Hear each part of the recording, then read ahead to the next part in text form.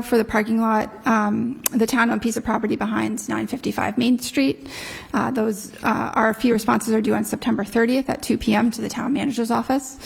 There's a memo in your packet with an update from our health department regarding the availability of Narcan packets to the community. Those Narcan packets are being made available through the opioid funding that is the town is currently receiving. And we expect to have the health department in probably later this year or maybe in early 2025 to give an update on some of the planning that will be going forward for the next round of opioid funding. In your packet is a copy of an update from our town council about some changes that have been made by the legislature, one of which particularly impacts ADUs. So as we all know, the town approved an ADU bylaw within the last 2 years, and now with this new legislation that went into place, which actually goes into effect in February of 2025, ADUs will be allowed or required to be allowed as of right in single-family zoning districts across the Commonwealth. So the planning board and the town planner and the town council are working together to make some changes to the existing bylaw to bring that forward to town meeting to bring us in compliance with those new regulations. And then finally, just some construction updates.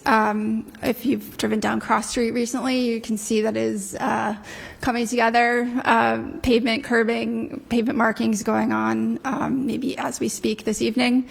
So we're very happy that that work is wrapping up. Do you know how much longer it will take to wrap up?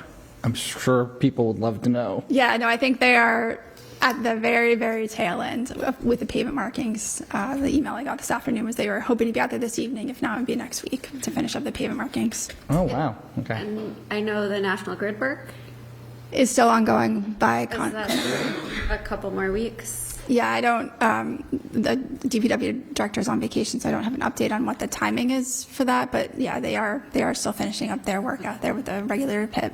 And that'll get smoothed out, so it's all one nice, yes. nice road. Yep. You have a parade. Forget what it's like. Just a few other project updates. The Winchester High School drainage project the majority of that work is finished. There's just one small piece of work that will be implemented over this fall, coordinating with the school department.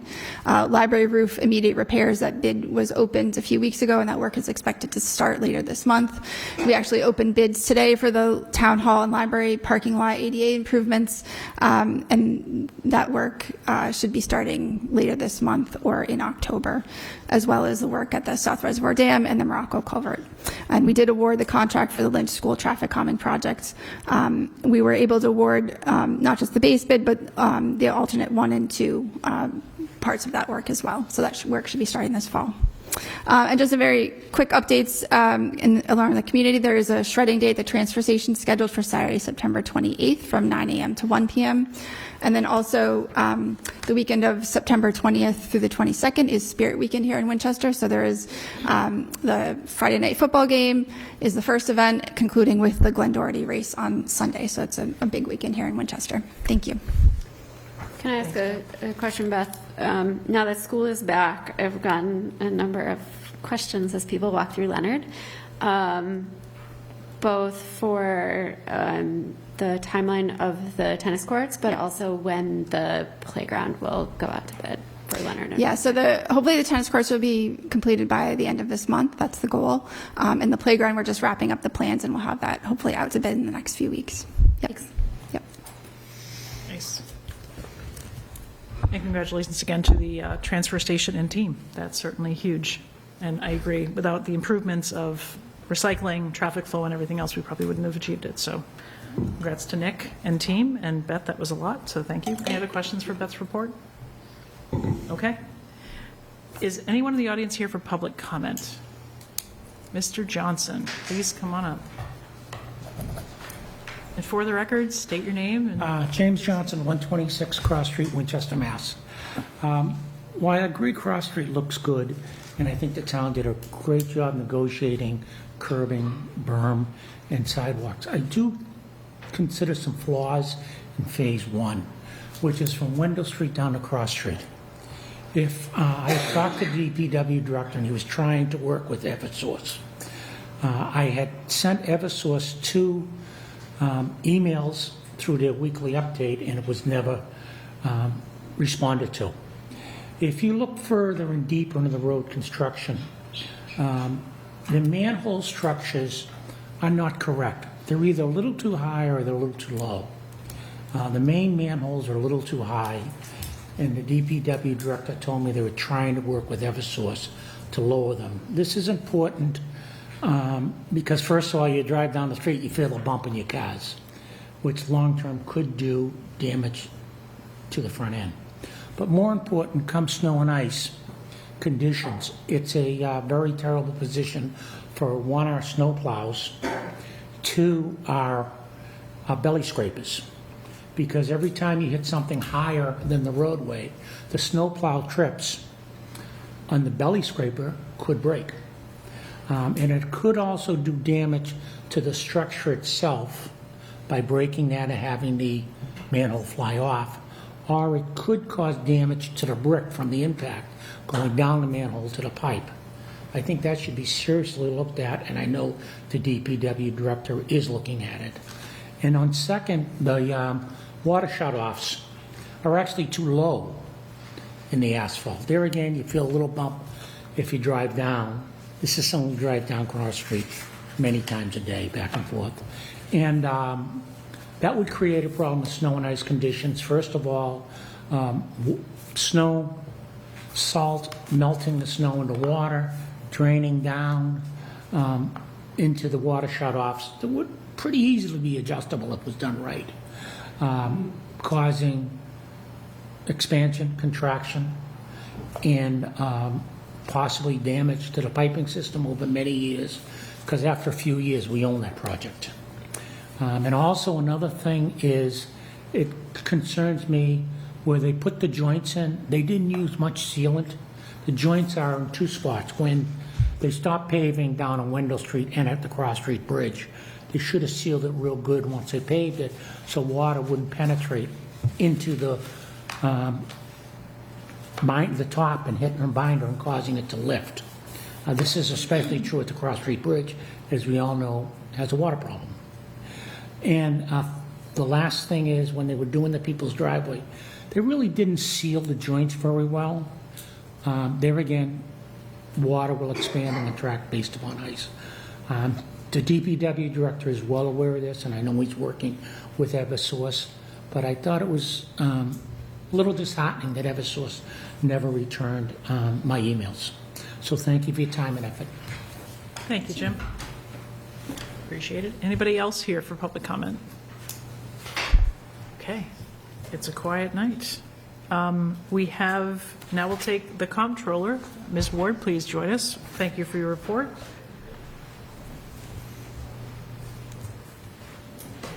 And thank you for the memo explaining some of the highlights in the report. Want to go back over and pull out some of the highlights? Yeah. Beth stole my thunder.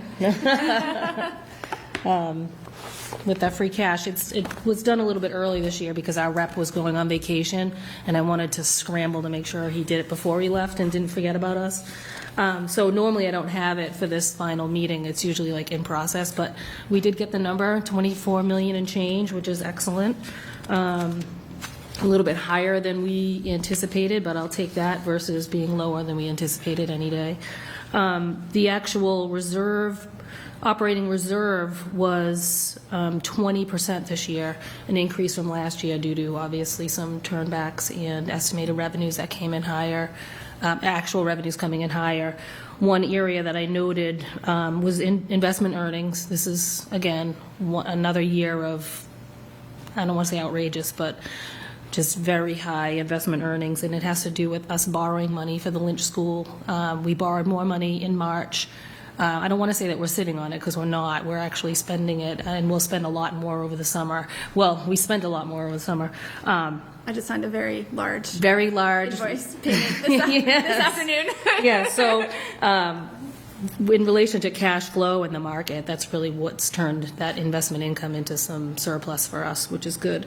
Some of the other areas of local receipts that I pointed out, as I say every year, we can't budget more than we collected in the previous year. This year, we were low in 2 areas when we're looking at our FY25 budget, but it's about 30 grand. It's not going to be a deal breaker. We could increase the budget for motor vehicle excise. And town meeting doesn't vote the revenue budget. They just vote a balanced budget. So I end up doing a lot of, I don't want to say a lot of maneuvering, but when I do the tax recap, I have to balance everything. And if something comes in lower than expected, I'll just increase a line item that we have room.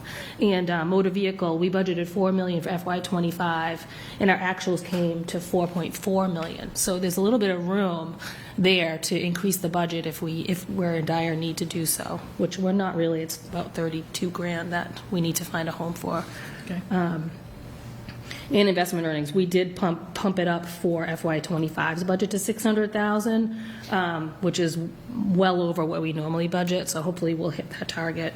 So that's with local receipts. Last year, I think we had a couple areas that were a concern that we had to consider possibly lowering for the recap. Miscellaneous non-recurring revenue. I always like to point out what that is. That's money that we can't really budget for because we don't know if we're going to get it and we don't know what it's going to entail. But we did get some money from Eversource that we did appropriate at town meeting at the fall, and some opioid money. The opioid money now, after FY24, is going into a special fund. And Jen Murphy, the Board of Health Director, will come to the board requesting like projects and uses for that money. I don't know how much we have in there now. We keep getting all these emails. We keep getting more and more money, which was great. But we had to appropriate it before, and it was kind of complicated, and the state just was very slow at fixing the complications. But it's finally done, and it's not subject to town meeting appropriation, but the select board does have a say. And then we received $150,000. This is another round of legislation that's really helpful. They allow us to put money aside in a special dedicated fund if there's an MOU or some sort of requirement for us. So we put $150,000 in miscellaneous revenue previously, but then the select board voted to dedicate it to something that Eversource had in their MOU. I think it was for traffic improvements. So that's very helpful. We used to have to let it close to fund balance and then appropriate a free cash flow, so the timing is tricky. Now we can just dedicate it when we get it and set it aside in a special fund. So as far as the revenues are concerned, I don't know if anybody has any questions, and I can just move on to expenses. So I just had one. Yeah. So the high level on, we had some, obviously we had some turnbacks, some unfilled positions, but on the revenue side, the big winner or big surprise was investment earnings, right? And Yeah. then you mentioned excise tax. Was there anything else, significantly higher in local receipts or other? I think with trash disposal, that was expected. We had been increasing the fee, and that's to pay for some additional debt service.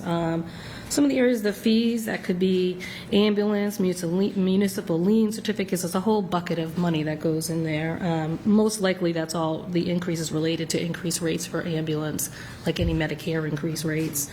Other than that, we were a little bit under in building permit revenue, but we didn't budget this. We budgeted a little bit less in FY25, so I think we'll be okay there. In other license and permits, the DOR wanted us to pull out building permits versus other, and that came in a little bit over. But that's just the tail end of some of the 40B stuff with the electrical and plumbing inspections and things like that. But yeah, nothing really. We usually don't budget for miscellaneous non-recurring, but because we had the money last fall, before fall town meeting, we were able to appropriate it. Right. Okay. Thank So you. yeah, that Those was are my questions on revenue. good Anyway. news. Any other questions on revenue before Stacy keeps going? Okay. All right, moving right along. Expenditures. Now, this is my favorite thing. I ask departments to give me an idea of what their turnbacks are every year, and nobody's turning back anything. However, as you will see, we had, $2.5 million-ish of turnbacks? Basically, it's just a lot of it is positions that weren't filled. And we have to budget for the positions. We want to do our due diligence and make sure we have the money to hire people and be able to hire people. But that was the big turnback for the police, fire, even DPW had some turnbacks with that. let's see, oh, the biggest one is the reserve fund. We didn't have any major emergencies or issues, which was good. We did replenish the reserve fund a little bit, but we still didn't use it a lot. Yeah. Which is, it's good. And I think we need to just utilize the fall and the spring town meeting a little bit more with our budget planning. We shouldn't rush to increase people's budgets, because we did a couple of reserve fund transfers and they ended up not really needing it when all was said and done. Like DPW asked for more money, but at the time they weren't sure, so they just went with the sure thing. But there's always the fall and the spring to appropriate some additional funds, which we did. We usually have a supplemental appropriation article, and I'm sure we'll have one in the fall. We usually true up some debt and some water sewer and things like that. So I guess this question maybe for Beth and for Stacy, and you might just be guessing, but where do you think those reserve fund transfer requests went? Did they come in as ARPA? Were they just not made? Do we think the budgeting was sufficient? Because it's a remarkably low expenditure reserve fund, so Yeah. maybe we're just getting better at estimating all of our costs, but I'm just I curious. think I want to say that we're pushing them to use the fall town meeting and the spring town meeting a little bit, think about it a little bit more. And maybe adjust. there's just a lot of them a couple years ago were like special projects, special things that happened. I think, I only go back a couple of years in this report, but. I do think some of we haven't done this a lot, but some of the projects that might have needed money quicker, where we might have gone to reserve fund transfer, we do have that ARPA money available. I don't think there's a that is lot true. of those cases, but certainly were a few over the past few years where. Yeah, that's definitely helped. Good point. Because anything, we need 50 grand, let's just go and grab it from ARPA. Okay. Let's see. Well, the only real bad news is the Water and Sewer Enterprise Fund. Their retained earnings took a dive. They had the lowest amount of usage in the last, I would say, 10 years this past year. And unfortunately, what happens, we have a high usage year. Last year, FY23 was probably one of the highest years, and then we get hit with the MWRA bills for that high usage year the following year, and then we have a low year. So it's just a formula for disaster, really, because they catch up a year after us. And FY24 was really close. We finished with 700,000. That's the lowest I've seen in quite some time. And they also changed their metering for their sewer. Oh, yes, that too. So that. Surprise! Having tracked the weather for a few years for the water Well, and sewer, that's- at least it seems like this summer was more It's a little bit more average. standard, not So incredibly what rainy. we're going to have to do is an exercise, even though we did increase the rates, we're going to have to, for the DOR, to approve what we budget for FY25. Well, I don't think we increased it too much for 25, but we are going to have to do the exercise of some sort of average consumption based on the new higher rates, because if they just look at what we collected last year and what we're budgeting this year, they'll never let it fly, meaning they won't approve our recap. And so that's something we'll rectify if we have to at town meeting. We do it with recreation. They don't overestimate, but they feel like they make their best estimate of how much they're going to make. And then when we go to do the FY25 recap, we can't budget more than what they collect in the prior year, so we end up going to fall town meeting and reducing what we estimated for receipts and use retained earnings. Recreation has been building their retained earnings over the past several years, and I think it's great. They're at 40% or something like that, but water is now down in the 5s, which is very low. And even because we rely a lot on consumption, we want to have that reserve even higher than the general fund reserve policy. We don't have a written policy right now or anything adopted, but we sort of tend to fall within the general fund capacity. But what helped is the service fee. We bumped that service fee up to give us at least some revenue to actually cover most of the fixed costs. So that they aren't too dependent upon consumption. But anyway, that was the only downer, really. But I don't know when Abraham's group is planning to come in next. Yeah, so we're actually just starting to talk about that, because we typically try to do a December update to the board. So we're going to start that process over the next few weeks. Yep. And like I said, recreation, they had a good year. We've been reducing their revenue adjustments just because of the DOR's process, and they're coming in a little bit higher than what we've estimated, so it's building reserves, but then we end up using reserves to balance the budget the following year. So they've done a great job to build their reserves and get some money in their pocket. And we also separated out their funds from, they were in like a non-interest bearing account, and now that they have some money, we were now starting to record interest again. So you'll see the interest earnings on their account. Yeah, But one thing I I would mentioned second with that. water, what saved us this year is the connection fees for the 40B projects. If we didn't have that money, we would have had a revenue deficit. I would just second what Stacy said about the recreation director. He's Yeah. doing a fantastic job since COVID to really rebound those programs. I know, to come in, didn't he come in during COVID, like right at the start? Kudos to Nick. Also in the June report, there's other funds here. I don't really talk too much about them, but the revolving funds that we vote at town meeting, their spending caps, I included that information in there and where they were at. The Board of Health, we did go over, when you look at their total expenditures and transfers out, we went over the 100, but the transfer out was because we collected COVID-related vaccine revenue from insurance companies. We went to go apply for our reimbursement from FEMA for all the costs that we spent for the COVID vax, and they said, well, did you collect any insurance money? I'm like, oh yeah, we did, after the fact. So they made us reduce our ask for what we collected, and we collected more. So I'm like, well, where are we going to pay for this now? And they said that we could use this money that we collected. So that's why I made a little note there. But everything else seems to be good. Stabilization funds, I reported the balances. I believe Roger McPeak has confirmed those balances. OPEB, 6.9 million. I can't say that's a huge percentage of our OPEB liability, but we're getting there. Making strides. And then the ARPA. I did this as of June 30th, and in the July report, I included it as of July. What I might do, instead of doing as of the month end, I might just do it as the current, like right before the meeting date, so it's just really more live data. The other reports with the general fund, water, sewer, rec, we don't have all the revenue posted for me to keep it like really up to date, but the ARPA we can, I'll end up changing that, so it's more current. That sounds good. And I know Beth does her updates too. Yes. And we're going to be looking at what can be rescinded, right, and repurposed. Yeah. Add it to the list. So that's June. I don't know if you had any questions about June, the rest of it? All set? And then July's is sort of just, we're plugging along. I didn't do a memo for July. July looks to be consistent with other Julys. Yes, right? exactly. Well, I mean, you collect certain things at certain seasons, so it's too early to draw trends, I think. Okay. So that's it for the comptroller report. I'll go back to my Questions for seat. Stacy? Yep, Not right now. don't go far. I won't. I'll be right over More here. things with your name on it. Thanks, Stacy. Thank you. We don't have a public hearing this evening, so next we're going to move into our business agenda, and we have, I think, one interview and then one reappointment. So we can take up Brian Flaherty's audit advisory seat.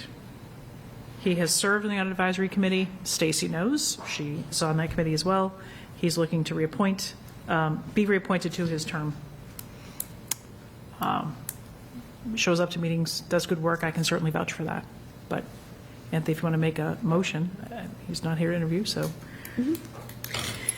Move that we reappoint Brian Flaherty to the Audit Advisory Committee for the term to expire August 1st, 2027. Second. All those in favor? Aye.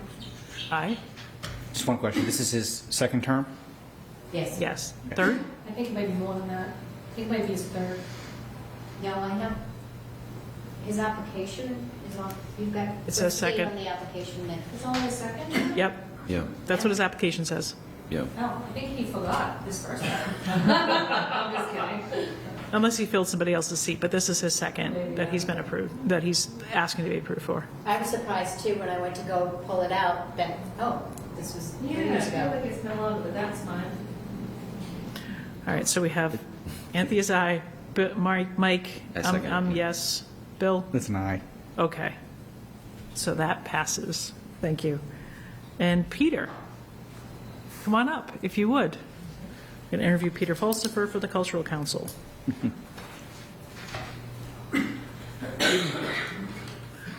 Welcome. If you may maybe tell us a bit about yourself and why you'd like to be in the Cultural Council, we do have your application. Thank you for your interest. But Okay, yeah. take this chance to maybe tell us why and a little bit about yourself. Okay, well, I've been involved with the Cultural Council for many years. I moved to Winchester in 2003 and volunteered for the Cultural Council shortly after that. So I served 2 terms at that time. Then I went off away for a few years, and I came back, I don't know when, but I served 2 terms most recently, and I've been off for just over a year now. Yep.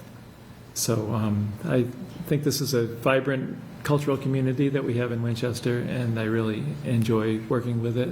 There's a lot of different things that can be done, and a lot of things that are being done right now. I've been involved not only with the Cultural Council, but the Cultural District, which is a different thing. Yep. Hilda Wong-Du has done a great job at energizing the Cultural District, and I'm delighted to be working with her. So I really enjoy the Riverwalk that's come into place. We just finished it. I've been working, although I'm not an official member of the Cultural Council, I've been working on Art in August throughout August, and that, I think, did a great job of transforming the downtown area. We had a great reception on August 1st, which we'll invite everybody to next year as well. At the Griffin Museum, it's the kickoff reception for the Art in August. It's a great way to get the arts community together. I think after COVID, it's important to do things to build community. And I think the cultural community was particularly hard hit by COVID. And one of the things I'd really like to do is to get people together more, is to build more connections between people. So, I mean, artists and performers. So, I had some experience over the summer. I organized one of the beer gardens at the Griffin Terrace. That was an interesting experience. But those kinds of things, getting people You should together. lead with that, Peter. Huh? You should lead with that at the very beginning. Of the right away. Was that a good thing? Yeah. Well, it was a success. It was. And It was. everybody Thank had a you. good time. There was no incidents. The beer was That good. was great. The entertainment was fantastic. And it was great. It was a klezmer band, which is something that you don't often see in Winchester. Or anywhere, really. Or anywhere. Well, Boston is kind of a center of klezmer. But yeah. And so that kind of thing, just to get all different kinds of interesting things going, that people can learn about different traditions, and people can enjoy the great things that there are in those traditions. So that's kind of why I'm excited about Cultural Council. And having served there in 2 different 6-year terms, you know what you're getting yourself into. So I know my way around, yeah. We're hoping to get, one of the priorities is to recruit more people for the Cultural Council. I think that's a very important thing to do. it's a pretty vibrant group. So I always ask this question of Patty. So this will get Cultural Council to their full sort of board membership? No. There's still an opening? Oh, It's I can on turn. your, Oh, there it is. We still have another 2 more people. So what you're doing is just Okay. deleting, it's just one position for, so there's just, they need 2 positions filled now. Okay. So Peter would take one, so we still have an opening. So Yeah. plug for the Cultural Is Council. that it? Yeah. Yeah. I think, if you know applicants. anybody, tell them. It's not very hard to be on the Cultural Council. You can make it as hard as you want, or as easy as you want. You just have to come to the meetings, and you have to appreciate the arts, and you have to be, want to take a role. Yeah, willing to do some of the things. There's a Yeah. there's a Cultural Council deadline coming up on October 15th, which is when people can apply for the Mass Cultural Council grants. And we're trying to we should try to get the word out about that program, which is just, a little over a month away. Every year, the council has given, lately it's been, I think this year it's going to be $7,900 from the state. That's state money. In addition, the town, in its great generosity, which I really appreciate, has given the Cultural Council money from the town's budget. And that has been a tremendous asset over the past few years when that's been done. So it's a great opportunity for people that want to support the arts to be part of this and be able to put this money to good use. And did we get all of our utility boxes painted? Yes, we're working on that. Yeah, that's A right. few more left. A few to more go. left? All right. Two are painted on the common now, and I know two of others that are actively underway. And there's We have more of these like charging stations too for like, electric cars. Let's start painting those. I mean, why not? Or those yellow bollards by. They're black. Black They're now black. I'm proposing the bathhouse at Leonard for a See? big, expansive mural. some of these utility boxes, though, they're owned by the state, and we need to get in touch Yeah. with the state. Sure, I'm we don't want trying- people trying to tagging do them. This that. is not an invitation to do anything. Clear. But, a I little know, bit they at a look time. good. They look good. It really is a great opportunity for local artists, and it really, I think, they're really nice. We've been very fortunate in getting good artists to do it. Any questions for Peter? I asked mine about utility boxes, so I'll turn it open. I just want to say thanks for Peter for your commitment to the Cultural Council. I worked with Peter in different capacities, and his energy and commitment to a really very active Cultural Council has been really amazing, and is really the gold standard of our volunteers here. And so I don't get a chance to say that, so I'm glad that you're here. So I appreciate how much work you do, and how really visible the Cultural Council has been in the last several years. So not just putting on specific events, but really letting all residents of all ages and sizes really absorb the programs you're doing. So you guys tend to fly a little bit under the radar, but then you see these great expressions of the work that you've done. So thank you, and I'm certainly happy to support you again. And I hadn't realized that you had been there for such a long period of time. Yeah, so 2 separate terms. So thank you again. Appreciate it. Thank you. Other questions? No questions. I appreciate you coming back to the Cultural Council and making yourself available to them. Great work. Yeah, I'll say thank you for taking the year off, so we don't have to worry about consecutive terms. Yeah, You beat the system. Yeah. well, He followed the rules. could have done better. Yeah. Follow the rules. Followed the rules. Yes, somebody call it that. Yes. And instead of spending time saying anything, I'd like you just to get back to doing the good work that you've been doing. All right. Thank you. Move that we appoint Peter Pulsifer to the Cultural Council for the term to expire July 31st, 2027. Seconded? All those in favor? Aye. Aye. Great. Thank you very much. Thank you for being back. Okay. Next up is ARPA Community Grants. We have a memo from Anthony and Bill in our packet on some of the projects that were reviewed and are being recommended, and I will turn it over to whichever he wants to go first. Tee it up. Sure. I'm not going to regurgitate what's already in the memo. I trust that you've all read it. I'll just say that both Anthea and I and Beth and Stacy spent a lot of time poring over the many well-thought, well-intentioned applications that we received. It was encouraging to see how much people wanted to do to improve our town, but there are limitations on what we could do with the ARPA funds, both in terms of the scope of what ARPA allows and the various reporting requirements that we are subject to. And once that was applied and putting some scrutiny towards what was most feasible in terms of ongoing town efforts and various concerns such as potentially creating liability or creating situations where we would just find ourselves tied to more future spending, we came to the conclusions that we did, which you'll find on the second page of the memo. And these are amounts that are associated with specific projects that were sought by the various applicants. Some applicants did look for funding for multiple projects. We carved out the ones that we thought were best suited for ARPA and most likely to get done in the time frame that we are working on. And so I do have one aspect of our suggestion that I would like to suggest an amendment to, and specifically, and I'm happy that Mr. Miller is here, and I'll be interested if he has any objection to this.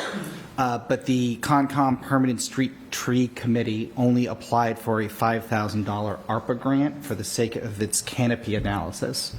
If the board recalls, when the Concom Permanent Tree Committee was here during our last meeting, they explained that they needed $10,000 for the canopy analysis, and they had hoped to obtain $5,000 from the Peter Van Aken Fund and then $5,000 from the ARPA grant. town council raised the question that the Peter Van Aken Fund may not be able to fund this. It all depends on how that language gets interpreted by the trust manager. And since our ultimate number here was below the $300,000 that we had sought to distribute, we could up Concom's request from the $5,000 that it sought to a full $10,000 to allow for its funding of that canopy analysis. Is there any objection from the Concom if we gave you more money than you asked for? We only care about the bottom line and be correct about it, and that's the same bottom line, so we're sort of Okay. So I'm happy to give more detail on any of the specific projects as to why we thought they were good ideas or bad ideas, or how we've structured the award.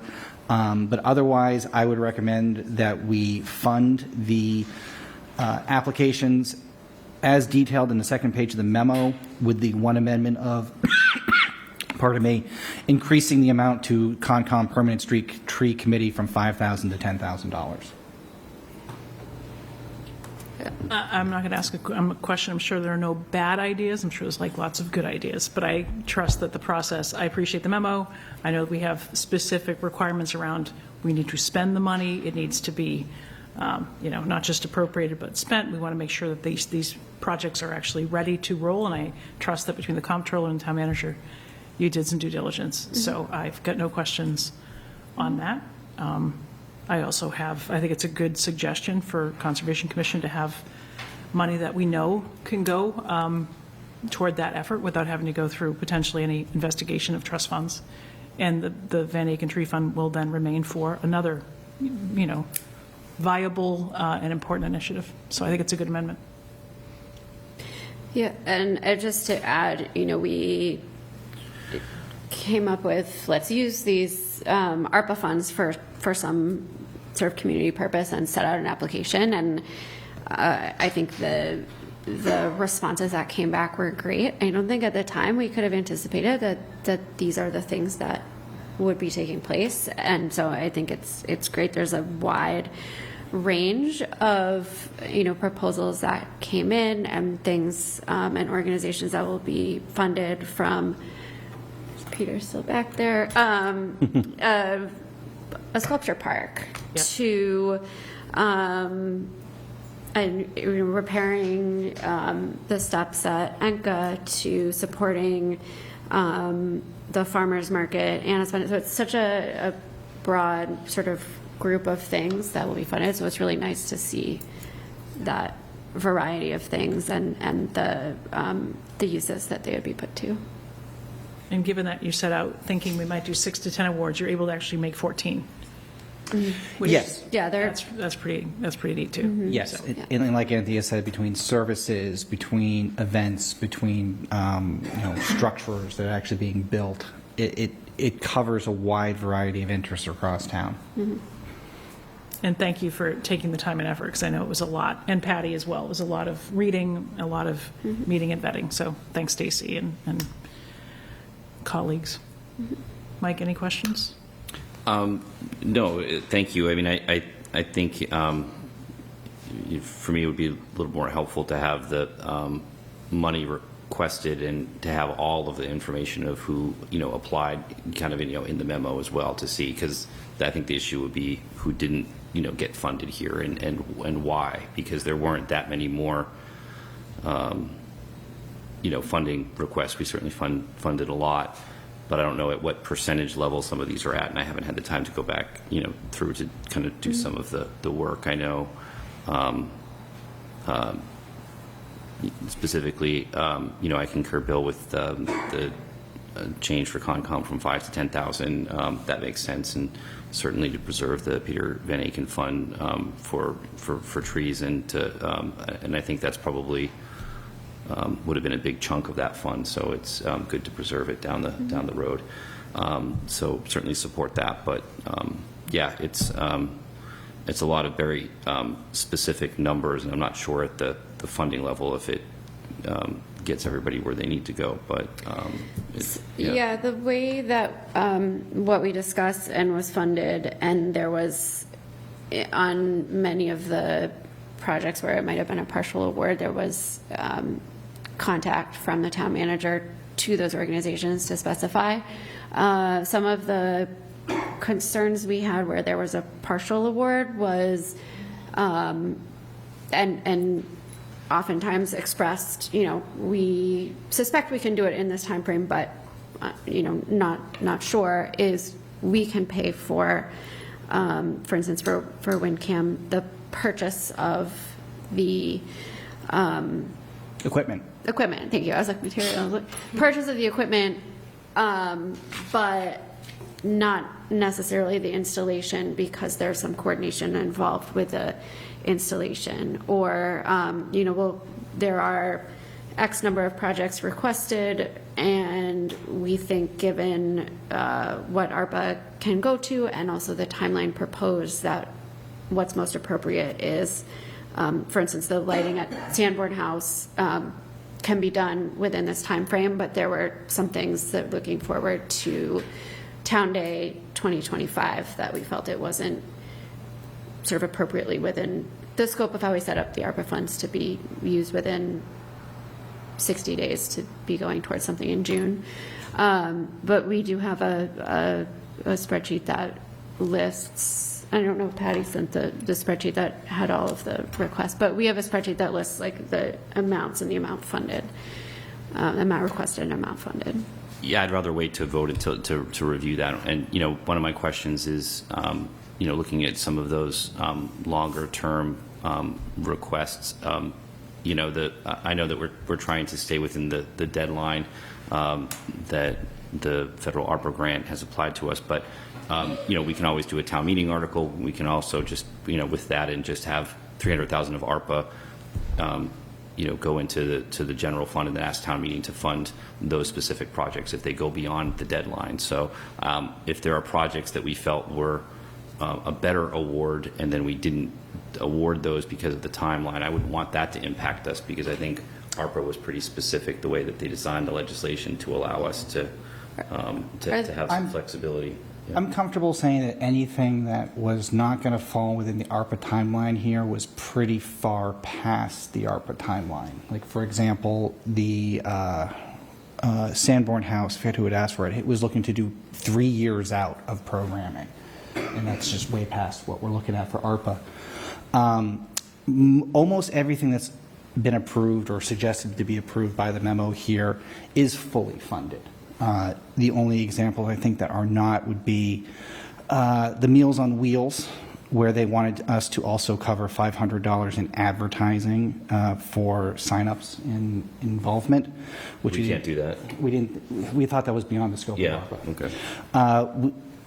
Anthea also already mentioned the $10,000 installation fee for the WinCam equipment, which was going to be at some date, hopefully next spring, but because that required coordination with the school committee and wouldn't be before next spring, which again is after the ARPA deadline for the allocation of the funds, we thought that giving them what was the bulk of what they asked for, which was the funding for the equipment, which is not going to spoil or go bad, and they'd be able to get it installed as soon as they could, and they seemed confident to be able to get the funds necessary for that installation, we could go forward with that.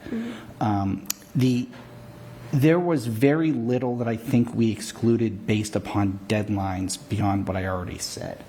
I think some of the bigger concerns were issues of feasibility or creation of liability or creation of having to do further spending by the town by going forward with some of the proposed projects. And if you want me to get into some real detail, I'm happy to do it right now, because maybe that will help you. Because I think we should really kind of get this ball rolling today. And we put a lot of work into looking at these, and I think the full application packets were distributed to all members of the select board to review. And I know that that's not a small amount of paperwork, but this was why Michelle had tasked Anthea and I to go through it, to kind of digest it and present the best recommendations to the board. And again, if you'd like an example of what we said no to, I can explain one or two really good ones that I think would be persuasive to getting it to yes tonight. Yeah, I mean, I think that there certainly was the applications that came in. It's just, again, it's hard to tell which was funded at which level and which weren't, and so that's my concern and kind of some of what the reasoning was. You guys have your kind of reasoning, what you talked about, but it's I didn't understand that we would just be kind of deferring that entire ARPA appropriation decision just to two members. I thought it was more that we were going to have an ongoing discussion about this and, on our timeline, voted over, receiving this and then having discussions. So, I don't want to take the board's time tonight if, if there's an opportunity to review the spreadsheet that you guys had developed to, feel like I can get a better sense of what the reasoning was behind it. Yeah, I mean, I'm happy. I have it open, so I'm happy to give you like the quick math on that too. It's fully funding disability access, as Bill mentioned, on Meals on Wheels. It's fully funding the Network for Social Justice, the Concom requests, the Cultural District. ENCA had asked for, had submitted a request of, the column is hidden, hang on. They had two projects. One was the front porch steps. The other was installing Mini heat splits. pumps, mini splints There we go. into the Enka house. So ENCA had asked for $52,865. This would fund $30,334 for the stairs. Fully funding for ABC, funding $5,650 for the farmers market out of $17,384. Part of that was there was a request for covering 10 weeks of Anna's fund, but given the timing to make the award, we felt 4 weeks, the upcoming. Right, because the farmer's Portion of market the will be season. closing Yep. Yeah. in 6 weeks or so. They also wanted funding for something for Gardens for Good, which we had worried because those needed to be established on private landowner properties, and we Yep. did not think it was a good use of the ARPA funds to establish something that might not exist or might be sold to a subsequent landowner down the road. We were looking for some projects that had more permanence when it came to that sort of aspect of a structural good. And Mike, I'm inclined to vote this tonight, but if you want to defer it for 2 weeks and see if there's any change you would make, I'm happy to also, but I would want to. I'm just saying until the next meeting. I'm not saying beyond that, and just to look at it even more. I wonder if you guys would be comfortable voting what's proposed tonight, knowing that maybe there may be some additions, but at least we could get the ball rolling with this group, unless you feel like there might be subtractions to what's being How do you proposed. feel? I'd rather not do that. I'd rather, Okay. just for 2 weeks, just to kind of get that spreadsheet and review it.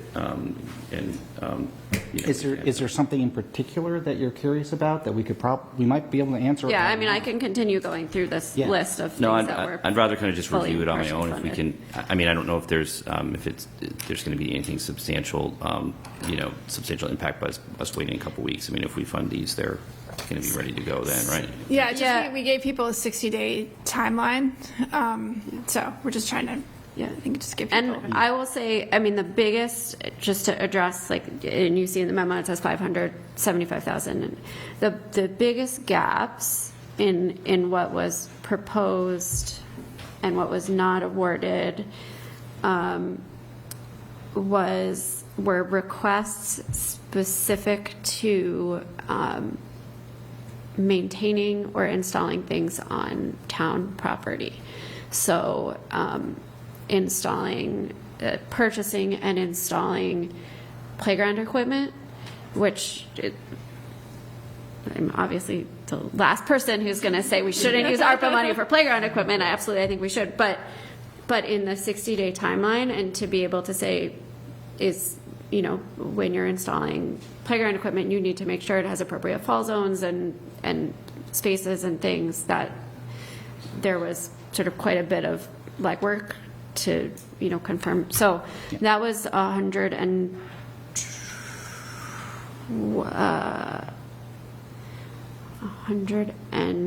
$22,000 of those requests. There was a request from, Sorry, the playground equipment was for $122,000. those were two separate requests. It was $122,000 for playground or sort of other work in parking lot. But you would have voted them without the timeline. No. It's more because. Stacy, yeah, come on up. Yes. I think the point of it was that the town should possibly vote this money as an opera project for the town to control versus giving the money to the outside agency to be the one to coordinate with DPW, and just made more sense that some of those asks were something that we just ran through the town and not give to these organizations. For instance, another one was the Council on Aging. They requested some money for events in the future, and he laid out a plan over the next 2 years. We can probably fund that either other ways or just through a Council on Aging opera request and not a community organizational grant, because they're part of the town. So that's sort of where these big asks were really, we should be owning these. We shouldn't be having a community organization own these. That's kind of where I think, I don't want to speak for the other three of the group, but we should be owning those. We shouldn't pass off the money to someone else, because there's so much town coordination that's involved that we would really need to own it.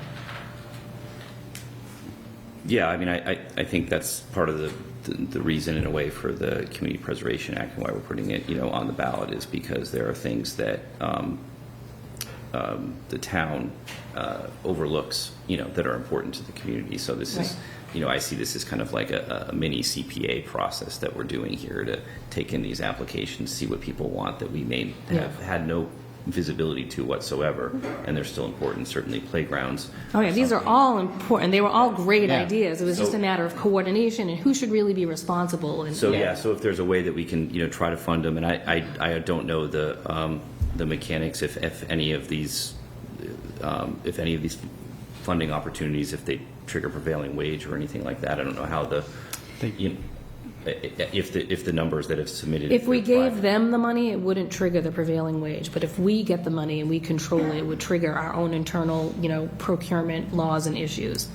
But it's a matter of like owning and being responsible for the project. Yeah. So let's do this. So, Yeah. Can I make one more comment? Sorry, go Michelle. ahead. Yep. I just want to reiterate, we did give ourselves a limit with these grants of $300,000. And I think we have funded, with the amendment to the Concom Permanent Street Committee, this is $270,976 of those dollars. It's very little that we have not attributed. And the projects that we thought were not best suited and that we did not put into the memo here are of much larger scale. Like Anthea said, it was $122,000 for various playground equipment. And we could slice that and dice that and say, like, okay, we'll buy one merry-go-round for this school and nothing for that school, but that didn't seem to be in the spirit of what we were doing. Another one of the big requests was, I believe, $70,000 for the Winchester Music School, which is much more of a private institution and not a public one. And they wanted that to help drain the pool. Fill the pool. Yeah. That was on their property to help them with their current construction efforts. So I certainly appreciate everything you said in where you're coming from, but I think that it would be best for these stakeholders, these applicants, these projects, that they get to start moving sooner rather than later, especially so we can avoid the crunch of the reporting requirements. And Michelle made the suggestion earlier of maybe moving forward with this, and if there's more that you think that needed more attention or could be scraped out of there, I'm fine coming back in 2 weeks and doing that. But there's not a lot of little stuff left and a whole lot of big things that could not be fully funded, or if they were, we would have to scrap half of these projects that are already right here. So it's only big projects that were not chosen. There are 3 projects over $50,000 that were not included. There was, as mentioned, the Council on Aging, that was almost $20,000. There was one project of $14,000, and then mentioned the sort of Enka stairs project, but not, So I'd like to do this. so I Mike, think there's Yeah, if, let's, partial awards. it was Beth's idea to sort of vote it and then make adjustments. We're not going to vote it, but I want to give Beth credit for that. Let's not vote tonight. Mike, we have 2 weeks to sort of go through. We've Thank got you. the I Dropbox appreciate for it. all of the information. Yep. And I'll follow up with you, I'll follow up Yes. with Bill. Yep. And if we don't have any questions, the next 2 weeks, it's going to go on the consent agenda, and it's just going to be voted in 2 weeks. Perfect. So Thank we don't you. need to discuss it more, we can just vote it in consent, or we'll make adjustments and we'll discuss those at the table. I just want to add back, Bill and I reviewed, met, but sat down with Beth and Stacy. Absolutely. To review, and so the sort of decisions walking through this were made with the guidance of Beth and Stacy of what was and was not sort of appropriate. So it wasn't that was, again, I said, fund all the playground equipment, please. Understood. You know, like we didn't go through and say, you know, we think that this is great and this is great. We had the very close eye of Stacy and Beth on this, of what's in our timeline and what is and is not an appropriate use of ARPA. So the things that, you know, it wasn't that we were discussing and sort of bargaining and negotiating what projects fit into the scope. It was really, these are the things that we're confident we can award and that this work would be done or these things would be purchased within the 60 days. Because the application said to be purchased, but within the 60 days. Yeah. So, I mean, some of them ignore that, but that's okay. Right. Yep. In the event that maybe we would expand it, but. Okay. Thank you. Thanks, That's what we'll do. Stacy, don't go anywhere. Okay. The next up is you. Okay. So you joined right in time. All right, so that's our path forward. And yeah, by all means, thank you for that. If there are questions, you know, I'll connect Beth and with you, Stacy, yep. connect with me, connect with Bill Anthea or Stacy and Beth too. So, Yeah, that's fine. because it was a process. It wasn't like everyone's favorite. It was what fits, what are the rules, and that's what we asked you to do. So thanks for doing it. Okay, so the next up is the comptroller would like to teach a class remotely, 6 instances between now and the end of March. Yep. And some during work, some not, but we have Stacy's ask. Anything more you want to, you've done this before, Stacy, anything more you want to provide as context? Yeah, it's just a great program that Suffolk offers in conjunction with the Mass Municipal Association. They do all sorts of seminars and all sorts of management training, and this is a financial seminar, which takes all the financial aspects of running a city or a town, all the different, like the assessors, the treasurers, the accounting office, procurement, budget, all that good stuff. And there's 2 sessions that are related to accounting, one about what a town accountant does and one about like town reporting and requirements. And so it's a 3-hour session in one morning and a 3-hour session in one afternoon. So it's one Friday per semester. And it's just an already established PowerPoint, can't think, and I think it's really helpful. And they asked me if I would do it after someone retired and left, or not so much retired, but couldn't do it anymore. And I did it last year, and it was really fun. And I met a lot of people, and they just asked if I would do it again. And I said, for this stuff, I want to run by the board because it is a couple of hours during the workday. I'll make up my time. I'm usually hanging around after hours. Yeah, you are. When needed. So you need our official approval? Yeah, I think so, just to make sure that it's blessed. That's fine.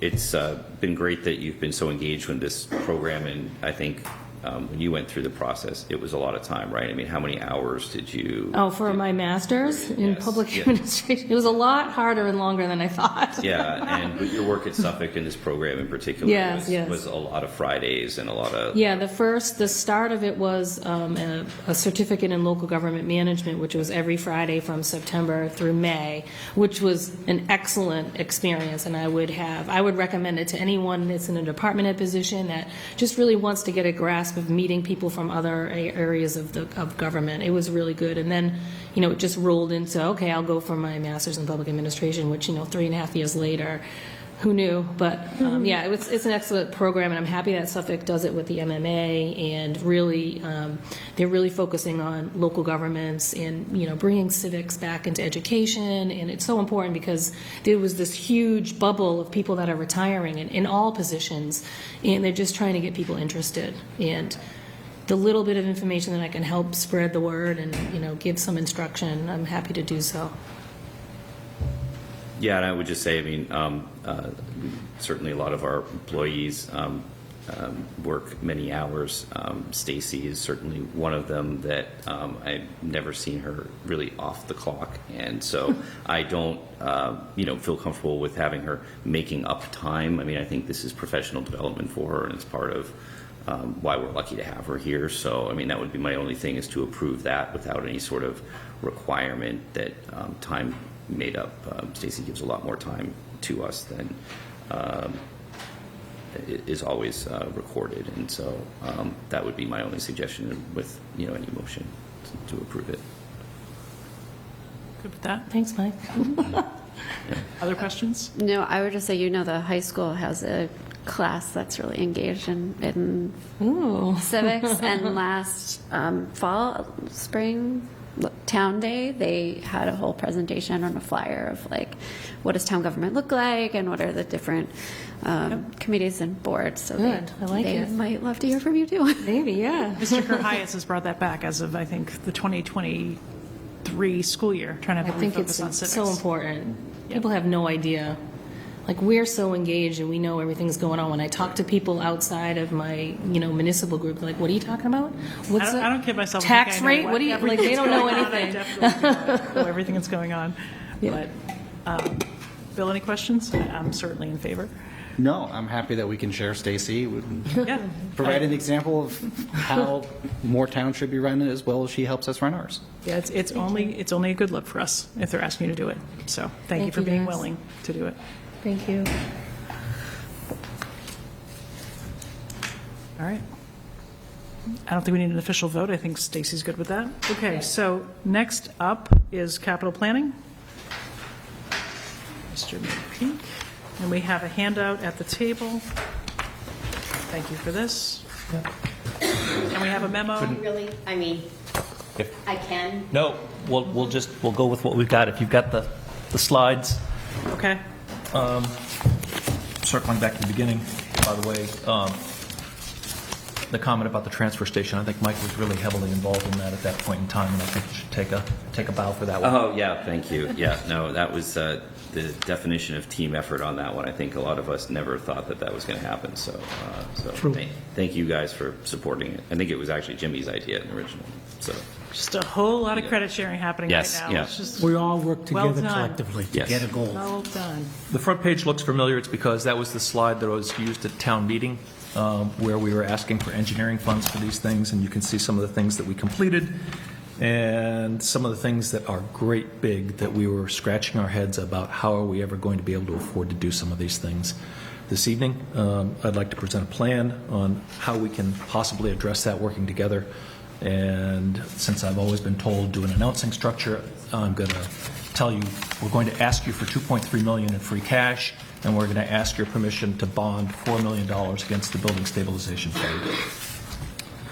So if we move to the next page, what is this plan? Well, it involves, as I've just said, pulling in funding from multiple sources in order to be able to accomplish this. This year, the Building Stabilization Fund can support $3.7 million worth of direct funding out of that fund, and that's spending down to the bottom. The Capital Stabilization Fund, we're recommending spending $3 million, and we're recommending leaving some money in, and I'll get to that in a moment, in that fund. We propose $4 million in borrowing authorization against the Building Stabilization Fund, and request $2.1 million in free cash to support the Building Stabilization Fund for the projects that we'll see on the next page, and $200,000 in free cash to support the Capital Stabilization Fund. So what are we trying to do here? You saw the projects on the beginning. This is the result of the rankings that we went through this year, and projects 1 through 7. So as I said, we have $3.7 million in the fund, the Building Stabilization Fund itself. That doesn't get us very far, and in fact, if we only work with that, It gets us down to 2 projects, and then we run into the McCall School roof. We would probably, if we got nothing else, if we did nothing else, no borrowing or anything else like that, we'd skip over it and try and pick up things below it. But we very quickly run out of cash. So the first is the high school concrete flooring, which that was our number one request. 1.2 million. We got really good results on applying the sealant underneath that penetrated far better than we were hoping. We should be able to move that along quickly, possibly even be getting able to some of that done over the winter if we get this authorized in the fall. The surface repairs will have to wait until the summer. The next is, unfortunately, the Band-Aid that we have to apply for the HVAC system to the town hall. Stop the dripping. You stop the dripping, stop the fires in the units. Stop the fires. It stopped here. Yeah. Well, I don't think we're running the AC too much right now either. So there's that. It's not the solution any of us want, but it's the solution that's forced upon us at this point in time, at this particular point in time.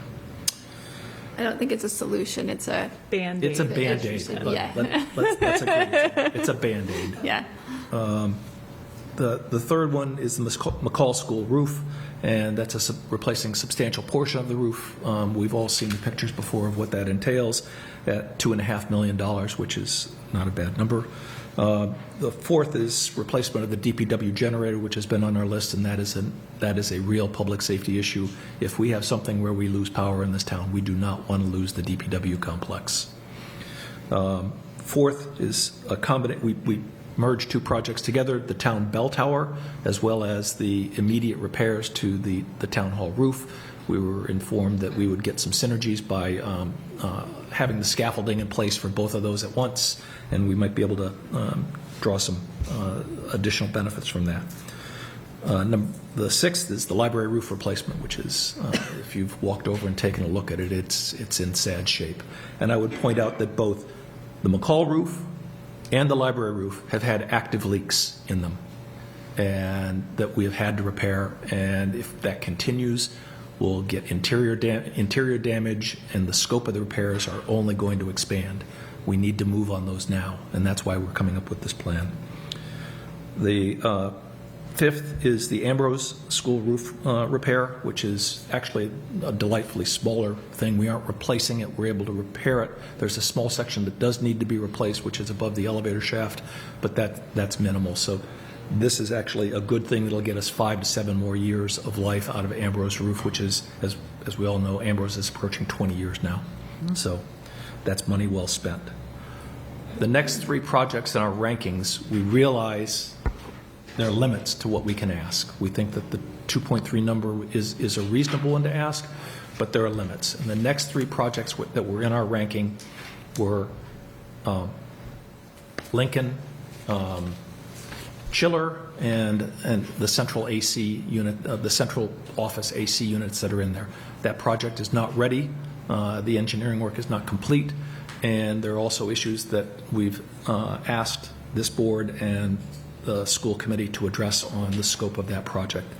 The next project beyond that is the Lincoln Flatwork project. We've had some questions raised by this board.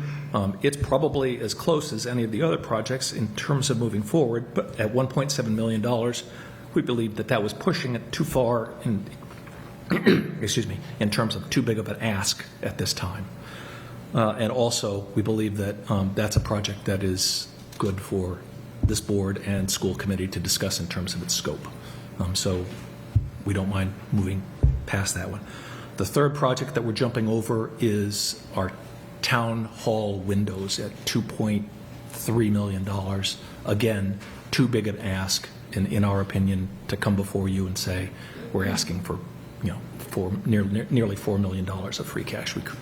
We realize that's unrealistic. So what we did was we stepped down to the library windows, which is at $1.1 million. We believe that we could put that in with the additional projects and come up to a number of $2.1 million for the building stabilization fund in terms of free cash ask, in addition to the $4 million that we're recommending for bonding. And that gets us up to this $9.8 million number that we could pull off if we can get $2.1 million in free cash And of course, you guys have to approve that we bond as well, the $4 million number. So that's where we stand on the Building Stabilization Fund projects. Yes, sir. With the, first off, interesting 4 of these 7 projects are roofs. And I've always understood you repair roofs right away. So, interesting. But you mentioned the kind of benefits you get from doing the town hall roof at the same time as the bell tower construction. Yes. Are there any efficiencies to doing the library roof and the library windows at the same time? Last page. Okay, well, I'll let you. My apologies for stealing your thunder. No. I would just say that I think there's efficiencies to doing the library roof and the town hall roof, but they're both slate, so we would bid those as one package, I think. Yes. Yeah. Ashley's taking my thunder. Sorry. Roger, do you want questions on BSF? You want to go through the presentation? I'll take any questions on BSF that you have at this point in time. Okay. I don't. You and I had a chat. So. Yes, we did. We did. Okay, on the Capital Stabilization Fund, we moved up to the top, above the line, if you will, ADA and an amount for the roads and sidewalks. The ADA, we have ongoing a reevaluation, a repricing of the transition plan. I believe that almost everybody in the Capital Planning Committee believes that the number of 125 is low. When that reevaluation of the ADA transition plan is complete, we'll be coming forward back to you. Since that number was established by the Select Board, we'll be asking you to reevaluate it given the new number that we have for ADA projects in the town. Again, the DPW roads and sidewalks, we believe the $350,000 that you see above the line was a minimum number. We did end up voting the additional $150,000 to a full $500,000 further on down. In addition to, on the capital side, on the building side, yes, roofs always go way up. On the capital side, bridges always go way up, and those are the first 2 projects that you see there, the Shore Road and Everett Avenue culverts, bridge, however you want to call them. You see a DPW truck that is in sad shape at the end of its useful life, and we want to be able to get that as soon as possible. Sometimes we're able to pull them in before the end of the winter cycle and actually even be able to use those this year. Unfortunately, the next 4, 5, and I would put 9 in there are school security projects. And given the nature of the things that we've seen going on in the world today, those are very high priorities to us. Access controls and cameras around and inside the buildings. So they ranked very highly. You see the roads and sidewalks supplement and also the GIN lights project, which we had funded, but then the bids all came in high. So this is a supplement to be able to complete that project. The next is, and I'm very happy to say that as we will see the Morocco Culvert project start soon, we are recommending funding for the floodplain update. And that will save the residents of the town a great deal of money if we can move those homes out of the floodplain. So we think that that's a very important project. I mentioned the McCall, the high school and the McCall school security cameras. The next is you've all seen the little the little trash truck that drives around town that they empty the various bins into in the back. Well, the truck itself has gone bad. The compactor is fine. But we need a Goldilocks truck for it. It can't be too big, it can't be too small, it has to be just right, it has to be able to fit down Thompson, it has to be able to carry the load, and so that's what we're looking for is a new truck itself. The next is a thank you and a shout out to Rep. Day and Senator Lewis. They've put in an earmark for us for this trommel, which is a screener that we use in the transfer station yard to go through all of the debris that we have and spits out nice loam or compost and everything. It's a $100,000 earmark. It's a $190,000 piece of equipment, roughly. We're calling it $100,000 on our side. We currently rent this piece of equipment, and it costs us $25,000 a year. So this will be a 4-year payback for us. The next is a roadside brush cutter. We've had probably complaints, if you will, or concerns about areas where sight lines around around roads are bad, and we have to go through and we send crews out with weed whackers and saws and everything else like that to trim that back. This would be a piece of equipment that we could attach to an existing, it's not a Bobcat, but it was one of the, piece of snow fighting equipment. And they could then just go along and set up a route, go along once every 2 weeks and knock this brush back. Labor saving. That's a major labor saving item. Yeah, it's a big labor saving item because we're doing it with one person in a vehicle as opposed to a crew going out and going around to various places. Next is the VO playground. It's a supplement. We got into it. The VO playground itself, if you remember, it had spaces where water had gotten underneath it, underneath the top coating, and had created bubbles and things like that. As we got into it, we found out that it's a bigger problem than we had initially thought, and that's an $80,000 supplement to complete that project. We then stopped at that point because in the next 2 years, we have two major pieces of firefighting equipment that are coming forward, one that's going to be nearly $1 million, a pumper, and the other, the ladder truck, which will be about $1.5 million. And we believe that we need to be rolling more money forward for this equipment. So instead of spending down to, as I mentioned at the beginning, the $3.5 million number. Yes, yes. We're going to $3.4 million. We're going to roll $400,000 forward into the account so that we don't get all the oxygen sucked out of us in 1 year when we have to buy these pieces of equipment. So we're starting that process right now. Next year we'll do the same thing. We don't want to gamble on these things. It's also a 2-year waiting.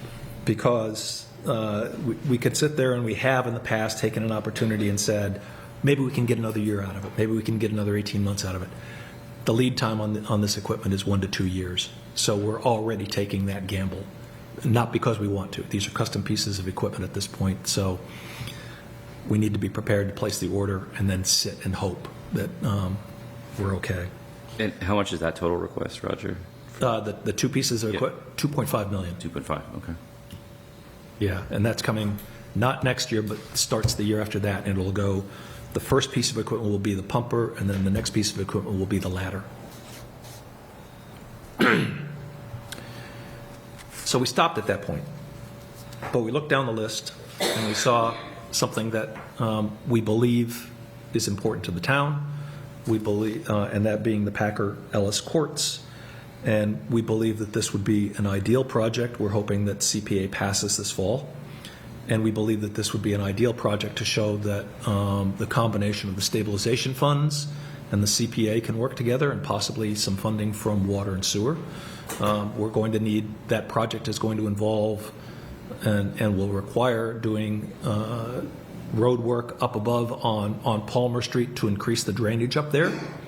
If you've as you're well aware, we had an accident in the viewing stands area, and it now looks like a crime scene all wrapped up in yellow tape, and it's all been shut down. So there's no viewing area there in the main sections. There, if you're looking at the courts at the far right area, there's still area, but those seats have been closed off with yellow tape. And Roger, our capital investment in the Packer Ellis courts on the town side has been zero for 100 years. Long time. What? Longer? As long as I can remember. Long as you, yeah. Not quite 100. Not quite. I was going to say, I'm like, 100, that's a little much. So it could be a very good project to show the town the benefits of the CPA by, say, having the water and sewer pick up the drainage problem on the top, having the capital pick up the retaining wall and the viewing area, having CPA pick up the courts themselves. So we're suggesting that in addition to the $2.1 million in free cash being allocated to the building stabilization fund, that you consider allocating $200,000 to push the engineering forward on Packer Ellis Courts. So I think Mike's probably in favor of that one. So, well, yeah. 100 years, I mean, yes, it's due. Yes, I have a couple of questions on capital stabilization. Okay. So going down, number 6, supplemental roads and sidewalks, 150. Yep. That's just to do more roads and sidewalks? Is that just to cut more square feet, square miles? Yes, we don't, blessedly, we don't say which roads are ever going to get repaved or which sidewalks are going to be redone, but we've been told that our target should be around $1 million a year, and we get about 500 in Chapter 90 money, and so we've been working diligently to try and make sure that we, on our side, keep us up there.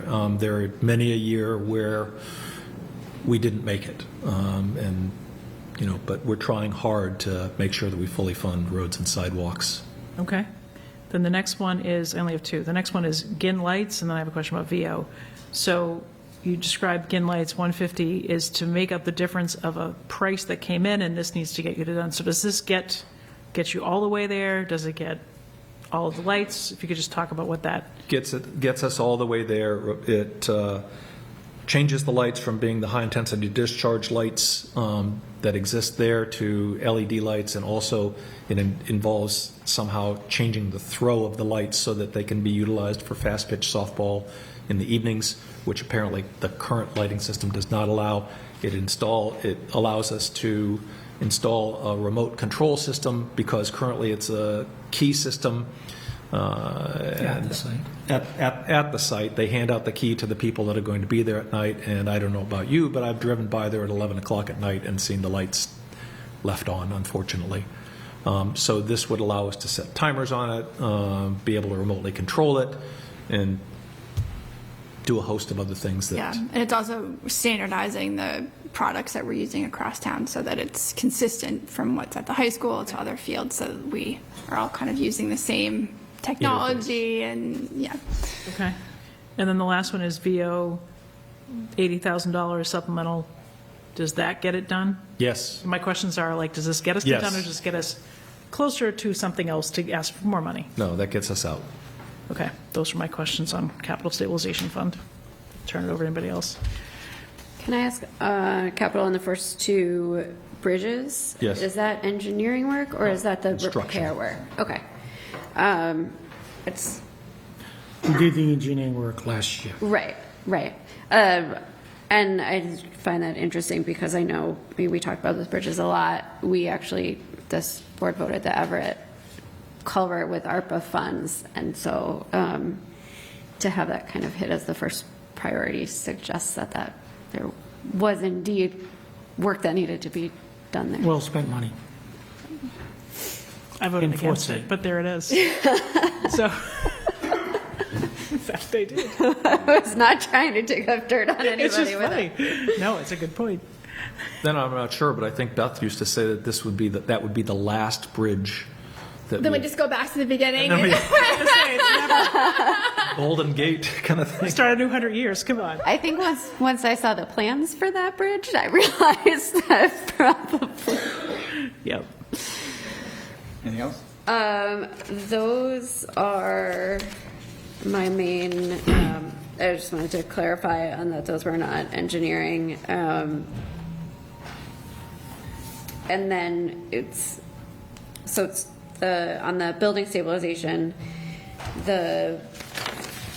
is there like a specifics of what would be bonded and what would be the free Last cash page. requests? Okay, that's, Answers are on the last page. All on the last page, but are there other questions about? that was my other question, just what's Sure. the distribution of that? So, I'm going to make you argue against yourself, I think. Okay. And I'll preface this by saying, having sat in and watched, I think, all of your meetings this summer as you went through the capital ranking process, I'm incredibly impressed with what you guys juggle. And Roger, the way you ran those meetings and took everybody's opinion from very different perspectives on the town and kind of brought them together and synthesized them and came up with your rankings. It gives me a lot of faith as somebody new to the select board that your committee is really looking to do what's best across the town, across all of its interests. And I think you are doing a fantastic job. Thank you. Maybe too good sometimes. Because now I'm looking at these rankings and I'm like, this all makes so much sense to me. I understand why this is number one, number two, all the way down. Now here comes the curveball. But Yeah. There has been, comment from this board about making sure there's enough emphasis being put on things, specifically health and safety. And right now, I'm looking at numbers 14, 15, and 16 at the bottom of your CSF plan. yes, And, 14, which is for pedestrian RRFBs, which are safety lights to make sure people, and particularly kids, can cross the road safely. And I know one of those would be projected to be put outside the Mystic School on Main Street, where we do have a sign that says slow, and that sign was run over by a car the other day and flattened. And I know that kids cross that street every single day. So in terms of a health and safety issue, I can't imagine anything better than that. But you're suggesting putting $200,000 instead into that health and safety issue of protecting kids outside of school into these tennis courts, which do have a historic value to town. So my questions are, one, is this in furtherance of the directives that you've been given from this table in the past? And two, if the idea behind funding the Packer Ellis tennis courts engineering right now is the hope that the CPA passes in the fall, and I hope it does too. But if it doesn't, is this really the best allocation of that money right now? Or is it better to focus on something like RRFBs, which are a guaranteed public safety issue, health issue, and not a lot of money, because I think that's a $60,000 ask? Six, I think it's. $66,000 ask? Yeah. And does that undermine like all the effort you put into ranking to jump over what you ranked higher to rank something else based upon the hope that something passes in the fall? Which again, I hope it does too, but do you see what I'm getting at? yeah, can Okay. I, yeah, if I may. Yeah. Beth's not going to like this answer. That project consists of 3 distinct RRFBs. Mm-hmm. It was as $20,000 each. Mm-hmm. That does not meet the capital threshold. That, we had this debate inside the committee. It just doesn't, there are levels that we have, and we viewed that as sort of having to, come out of 90 money, or some other funding, directly out of the DPW budget, because it is not a capital level item individually. Sure. You can sit there and you can argue that, well, there's 3 of them, put it together and everything else like that, then it reaches a cap, but that did not convince all of us. Okay, so that's a great answer, and it only proves that you're doing a great job. But does that apply to the records management, which you also ranked higher than the Packer Ellis tennis courts? That is a payback item, if anything. I don't know what you mean. What do you mean by that? We have, and you can help me out on this one, but I think that we have records going back from the paper records going back from the 20s up till now, and I forget what year we started actually entering them in digitally. So when a Like last year. when a request comes in, 99 years to go. Yeah, we are in the 20s right now. I assume you mean the 1920s. Before me. Before Jay. On your way out, you can tour the archives out here in the mezzanine of the Winchester room. I forget how many, there were like 20 crates or something, not banker's boxes, but full-blown crates or something of these records. And so whenever a request comes into the building department to say something like, show me all the permits, and this is happening increasingly now as, unfortunately, as a strategy in negotiating prices for homes.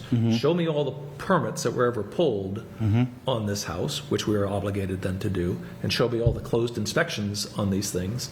And so it sets off a huge labor-intensive effort. And so by digitizing these and getting the key fields that you would need, such as the address, the type of permit, that sort of thing, we didn't get into what those things were going to be. We would be able to do that electronically and just be able to spit it out and go, yep, there's your answer. Sure, I remember the application and the discussion. Yeah. So the issue is, that's a labor savings. The question about Packer Ellis courts, we get down to its recreation. We can close it off. It can be safe. It's not utilized properly then. we can solve the safety issue by just saying no one can sit in the stands, which is what we've done. And so it sits there safely with 70% utility. I mean, people can still go down there and play, but we do a lot of tournaments there and things like that. And right now, they look like they're on the outside of the fence looking in. If you remember, last year that was one of the 10 projects this board had requested that we allocate funding for. This also will keep the project going. We will have to do that project within the next few years and find a funding source, or just eliminate the courts, and we don't want to do that. This is an asset to the town. One could argue it could be an asset to the state. And we believe that the Recreation Department and the tennis group came forward, gave us a very good presentation, a lot of reasons behind it. We have some preliminary engineering work done, and we'd like to keep this going because we believe it's good for the town. Okay. So if I understand this correctly, when it comes to the RFPs, there's an administrative budgetary issue there. It was to whether or not it should be in this ranking in the first place. Gotcha. When it comes to the Packard Ellis tennis courts, there are health and safety issues at play here. It is a project that needs to keep moving, and you bring up the CPA not as a necessity for getting it done in the future, but as a potential funding source that we might use down the line. Well, if you go back to the discussion we had when we sat down here, we're trying to work collaboratively with everybody involved. It would involve the water and sewer budget. It would involve capital. And hopefully it would involve maybe a little fundraising by the group and maybe the CPA. But we've got an idea that should keep going to come to a final conclusion, very much like the cemetery. I'm not the cemetery, the incinerator, or the transfer station. I mean, that's been going on for 20 years, that discussion. Finally, the board decided to take the incentive to get it done. Taxpayers don't like the extra charge, but they like the services prevented. We're committed to $70,000 for 6 or 7 years. The board committed to a bonding, but it got done working collaboratively. That all makes sense. Every time I talk to you guys, I feel more confident in everything you do. So thank you. Thank you. Mike, anything? Just thank you. I concur with Bill. It's great work that you guys did putting together really a funding strategy, not just ranking things and requesting funding. Being on the other end of hearing our free cash certification, I think it's appropriate that the request that you're asking really could even be bumped up a little bit more, because our free cash projection was much lower than was actually certified, right? So we're kind of, in a way, have a little bit of a buffer there with what we weren't projecting in our budget for free cash. So I think what you're asking for is great. I think it's strategic, and I like including the Packard Ellis courts in there, because certainly you've heard from me, health and safety is the priority. I've heard from you, preservation of town assets is also a priority in your job. And so I think that falls under that category as far as health and safety. And, just because we put yellow tape across a bunch of dilapidated seating doesn't mean that people aren't sitting there. I mean, there was, and when you have a lot of young people, a lot of elderly people, or really anyone that relies on stepping on something and the ground falling beneath them, there's a risk there. And so I'm concerned about that. I'd love to see the activity. There are in the middle of a tournament there, and this weekend was very busy. Next weekend will be very busy there. So it's a good priority, and I like that you've strategically come up with multiple funding sources for a project that we really didn't have visibility to until last year. So I appreciate it. I'm certainly supportive of all your recommendations here. My only question is, I know I've asked Beth this before, when we look at the playgrounds specifically at the schools, now that we've shifted to a site-based after-school care program, at least partially, at the schools, we generate revenue from Kidsborough, who we are contracted to perform those services with now. They provide revenue to us for basically renting the school space while they do the work there, and they get money. And it seems to me it would make sense for that revenue that's really supposed to stay with the facility to help some of these schools where those programs are and offset some of those costs. You know, like when we see with VO or we see with Ambrose or Lincoln, that, you know, if there's an extra 20 or 30 grand coming in from those particular buildings in revenue, seems like it'd be a good idea to put that revenue towards some of these projects to kind of chip away at them a little bit, and maybe that gives us a little bit more flexibility elsewhere. Yeah, I think you're right, but that's not under our control. Nor And I ours. understand it's, Nor our control. No, but, you know, if I we're... understand it's yeah. about, town gets about 20% of the gross revenue from the after-school programs. But that's purely under the control of the school department. Yeah. And the only way to address that is to work with them, which we will try. Yep. And also We will too. We'll try to. We'll do it together. Yep, there's a team. And, or identify projects that they can fund with that money. If that money, like I said earlier, is at their discretion, and it never comes to capital, so we really can't look at it. One thing we also didn't mention about Pacadella Court, it's going to address an awful lot of ADA problems too, because there are major ADA problems there. So this is a combined effort. Yeah, I think, I mean, Roger, when you came in July and said, and I said, give me a number, and you said 2 point something million, I thought, no way. Well, there it is. So you're right on. And I think to Mike's point, you know, last fall, we were looking at a bunch of projects and debt exclusions, and John and I were working on it thinking, borrow some more, free cash has to be part of the answer, ARPA overlay. ARPA got us some of the engineering stuff. So I'm pretty happy to see that of some of those engineering studies, we have a path to done on. We were looking at about $40 million. Beth's number was Yeah. about $26 million. But the fact that we're moving forward on We're some getting there. things that we thought, you know, we could only do 3 of these. Now we're actually moving forward on 6 or 7 significant projects, I think, well done. And thanks for sort of thinking sort of long-term. Let's think about borrowing. And Mike's right with the free cash report that we heard from the comptroller. Someone said to me, hey, we need to spend it on, you know, we have investments we need to make. So trying to maintain some assets makes sense. And one of the goals of the board with free cash was to use it in one-time reoccurring expenses. Now, if you want to give us more, we've got another $1 million worth of projects we'd love to do I this don't year. doubt that for a minute. So, We should Always ask for spring. four. I know. If we look at the last slide then, this is, in working with town management, this is a way that we've come up with how we think we would fund this, the sources of funds going to the various projects.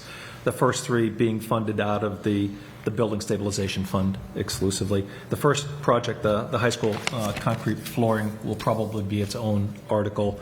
The next 2 may be together, I'm not sure. The next 2 projects, the 2 school roofs, we would propose putting those 2 together and funding those through a combination of the Building Stabilization Fund and bonding.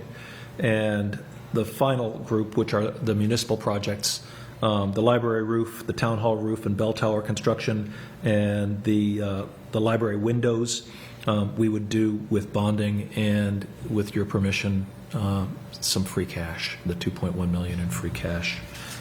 We'd also, if you're amenable to the free cash, we'd like to ask if you wouldn't mind co-sponsoring that particular bit and perhaps standing up in town meeting and advocating for it with us.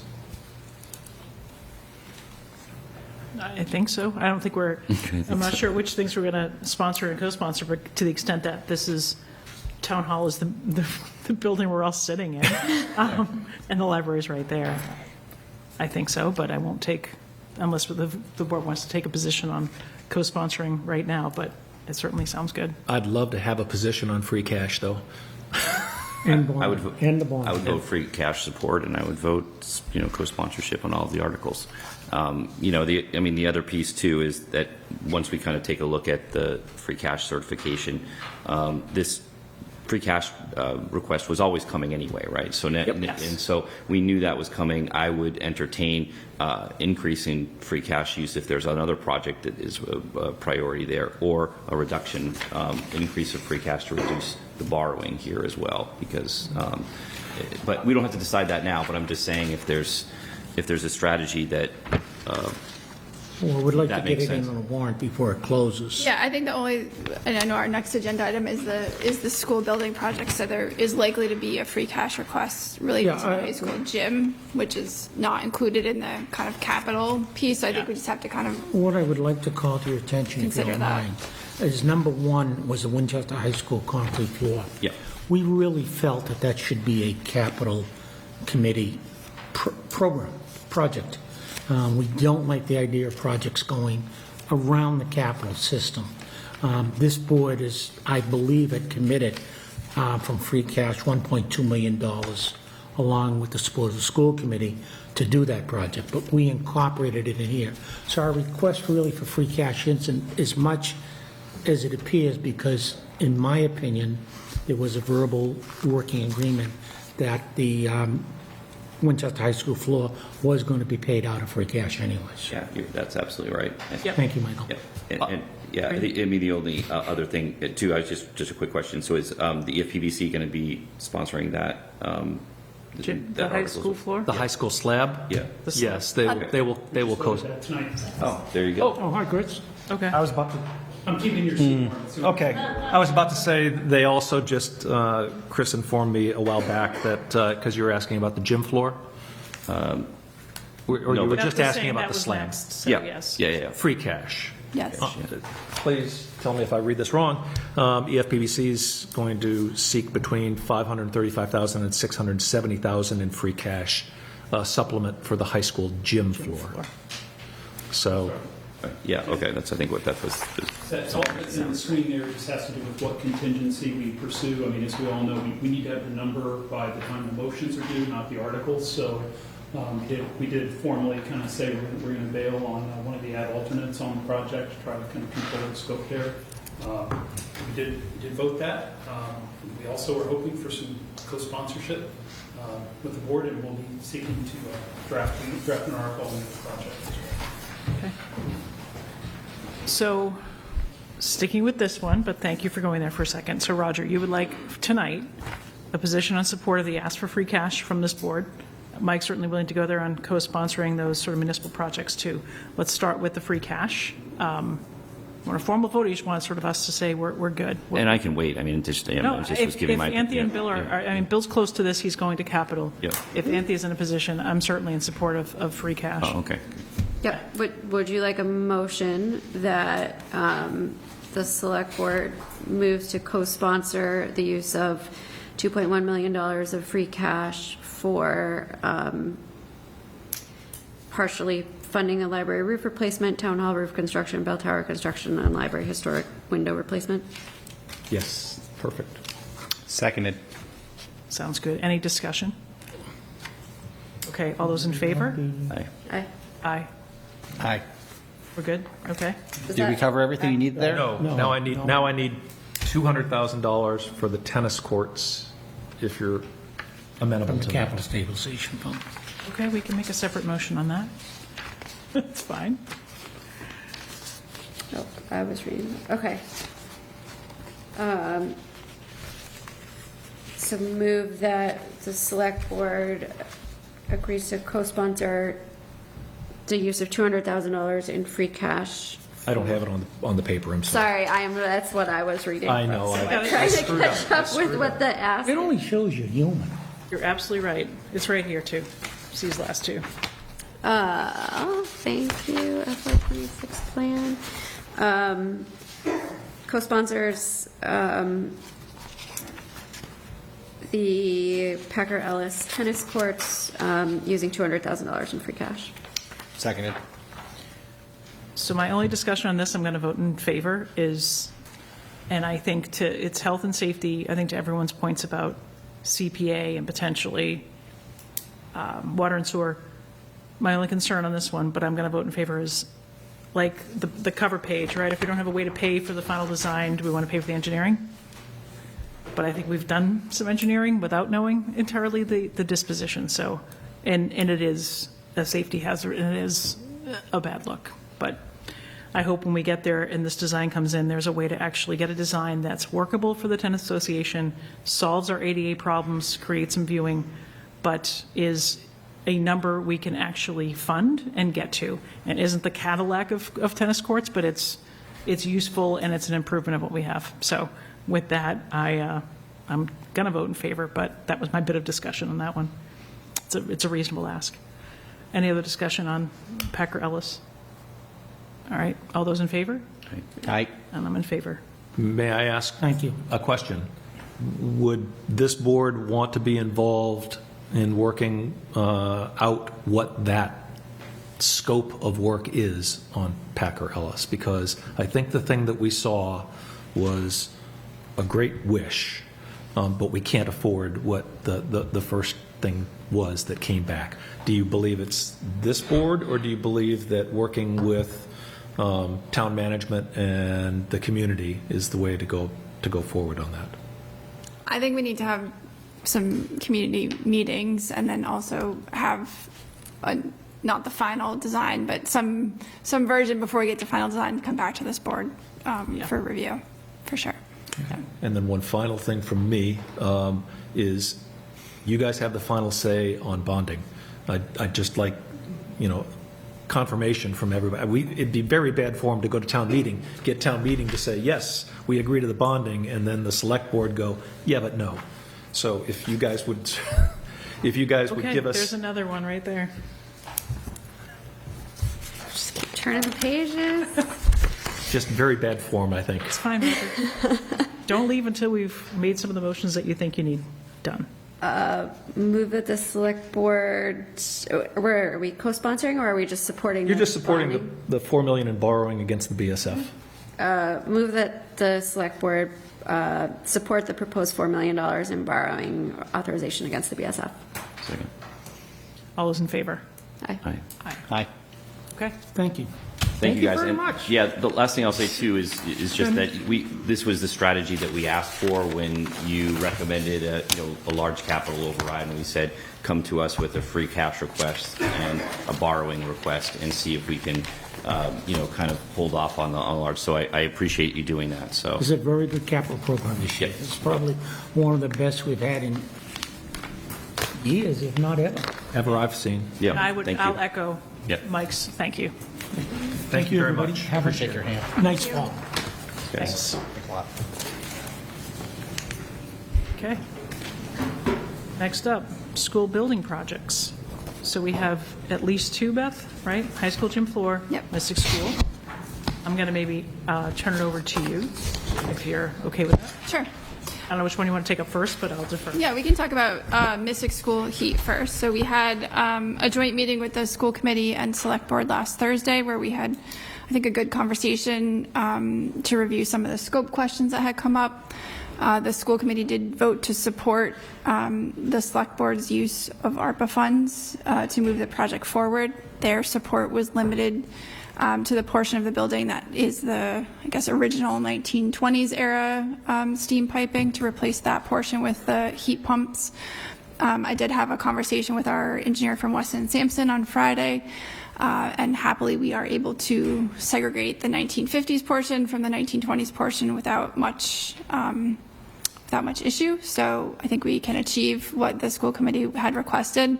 Our recommendation, because the project is fairly far along in design at this point, is to bid the 1950s work as an alternate to the project, and depending where costs come in, we think that might make sense, so we at least have a cost for that, and we can always decide not to go forward. But if it's fairly minimal cost to the overall project, at least we'll know, and we'll be able to make a decision at that point. So if the board is agreeable to that, my recommendation is that we move forward with the project to bid. Our timeline is sometime in early to mid-October, which would put us on track to have bids. It's going to be a very tight turnaround.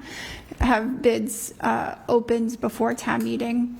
My recommendation is also that we put a supplemental article on the fall town meeting warrant in case this project we need some additional funding beyond what we have allocated from ARPA, that we have that kind of fail-safe option to be able to fund the project using free cash. Hopefully we don't need it, but the idea is that we'll have the bids open in time for town meeting. Probably not in time for when the motions have to be submitted, so we'll have to do sort of a little bit of work on the fly as we come into town meeting to get those numbers.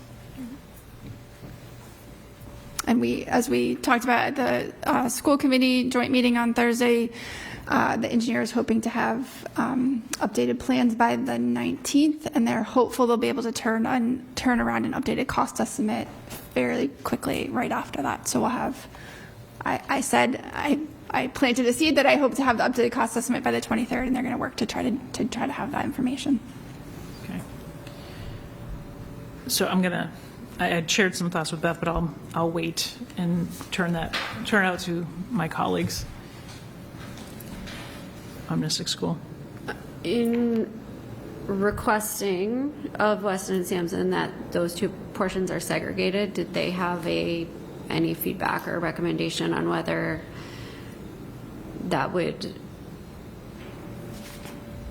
I know that there's issues with, be the 1920s or 1950s, those pipes are very old. Yeah. Did they have any level of confidence that in doing the 1920s portion and not any changes to the somewhat newer portion, that we still would sort of be resolving some issues, or did they? Yeah, I think, the feedback we got from DPW is certainly the 1920s portion is the part that they've been having to do the most leak repairs into under emergency situations. So certainly that's the highest priority. Obviously, like you said, the 1950s era piping is not exactly new either. So, and so I think bidding it as an alternate makes sense so that we're able to kind of understand, if it's $500,000 of the project, that's one thing. If it's $50,000, then maybe that's something we want to do. So we'll have those. If we bid it as an alternate, we'll have actual prices for that work.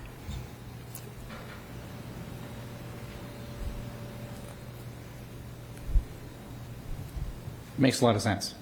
I cannot emphasize enough how important I think it is we get this done and we move it along. There are too many programs, too many families dependent upon that school working. And I have said it over and over again that this is not the best situation to be in with resolving this problem, but it is the best that we can do with what we have. And your recommendation makes sense. And I hope that we can do the most to get the most out of that building and to continue to allow all the families and employees and individuals who need it. And I can't stress need enough. It is crucial that building is kept as best as it can while we're still using it for daycares and after school and everything else. So thank you, Beth, for exploring all those Sure. Yeah. alternate ways of getting to that solution.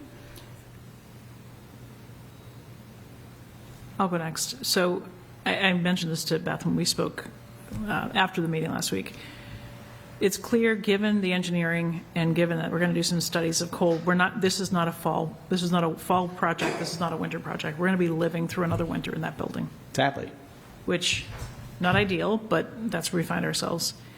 The other concern I have is if the price comes back and we still have a placeholder on the fall town meeting warrant, is there a number above which we don't do the repairs, right? We were going to put 1.2, 1.3 of ARPA at this because we had it. If bids come back and it's double, are we committed to $3 million? 1.3 of ARPA and 1.5, 1.8 of free cash. Mm-hmm. I don't know. So what I had mentioned to Beth earlier was I'm fine with design. I'm also probably good with going out to bid. But if we're committed to, and we can hope that the design and the final cost is in the ballpark, but if it's double, I'm not sure that that's where we should tie up our ARPA money right now when we could, in theory, shift to library windows or something else on the list. So I think we should go forward with design. I think we'd even go forward with releasing, but it's not as if the town doesn't issue RFPs and then sometimes hold prices or hold firm or C. So that's my only concern, not to not do it, but my concern is, do we have a limit above which we're not sure that we're going to spend $3 million? And I'm hoping that I'm talking like it's a third of that, but. So this is not news for Beth, but might be news for you all. And I think we won't know that for sure until we bid. So I think Yep. if we are, we've authorized the final design, I'd recommend we move forward with the bidding, and then we'll have a final number to say, yeah, this came in 5 times higher than we thought it was, which God willing won't happen, but we all know that sometimes does. And, with the bidding, the 1950s portion of the building is an alternate that, hopefully reduces the scope a little bit, that it kind of manages some of that unknown there, but. Yep. Yeah. And I would hesitate to come up with that number now, because I fear that's what people bid towards. Agreed. So, That's- Agreed. Say it. And we also kind of have what was the high end of the estimate that it's sort of got us into this rolling conversation of looking at it. Yes. Sort of, it is looking at like $5 million of a full replacement. So, at some point you tilt the scales. True. But I think, hopefully if we have, sorry, I realize I'm leaning back. Hopefully if we have a estimated cost for the 23rd, then that helps us with that conversation, and that it's, so within the range that we've been discussing. Yeah, the only thing I'll say is certainly our priority is protecting our young learners and our staff, and where we've seen irregular heat in the building during certain periods of the year, then it's good that we're addressing it. I'm concerned that this is neither a short-term solution or a long-term solution. So from that perspective, it's not great policy. I haven't heard yet, even though we've been asking, I know John's been asking for a year, what happens if there is a failure at this facility and kids can't be there, or there is a risk. So I don't know what the backup plan is. We've asked several times. The only thing that we heard definitively is that this project will not be online this winter. So that's concerning to me. So we've been talking about it for over a year. We were really in the same position a year ago when we sat here, when we started looking at a long-term solution. We missed our funding projections on the complete solution by 4x. So, it's been mishandled. I think throwing some ARPA money at the problem is going to be a very short-term solution that will have to address the problem in the future again. So, I hope that this if it is voted and approved, then it will be online by next winter. I think the transformer issue of getting that in place and the long lead time on that is a real concern for me. I hope we vote to get that as soon as possible. It's really a unforced error on our part that we didn't a year ago just put that order in place for the transformer, because we knew that the lead time on that was 12 to 18 months, and that's the market reality of it. So we can put whatever system in place, but if we can't get electricity to it, then it's not going to work. So I'm just concerned how much the project has been mishandled. Our meeting at the school committee that was supposed to be a short one was not, and it was, I think, really showed a lot of concerns from them about this project as well. They are in the middle of a master plan process, and it could be that they tell us in 4 months that they have no use for this building at all, and they're going to surplus it to us, or there's going to be some other recommendations. So it's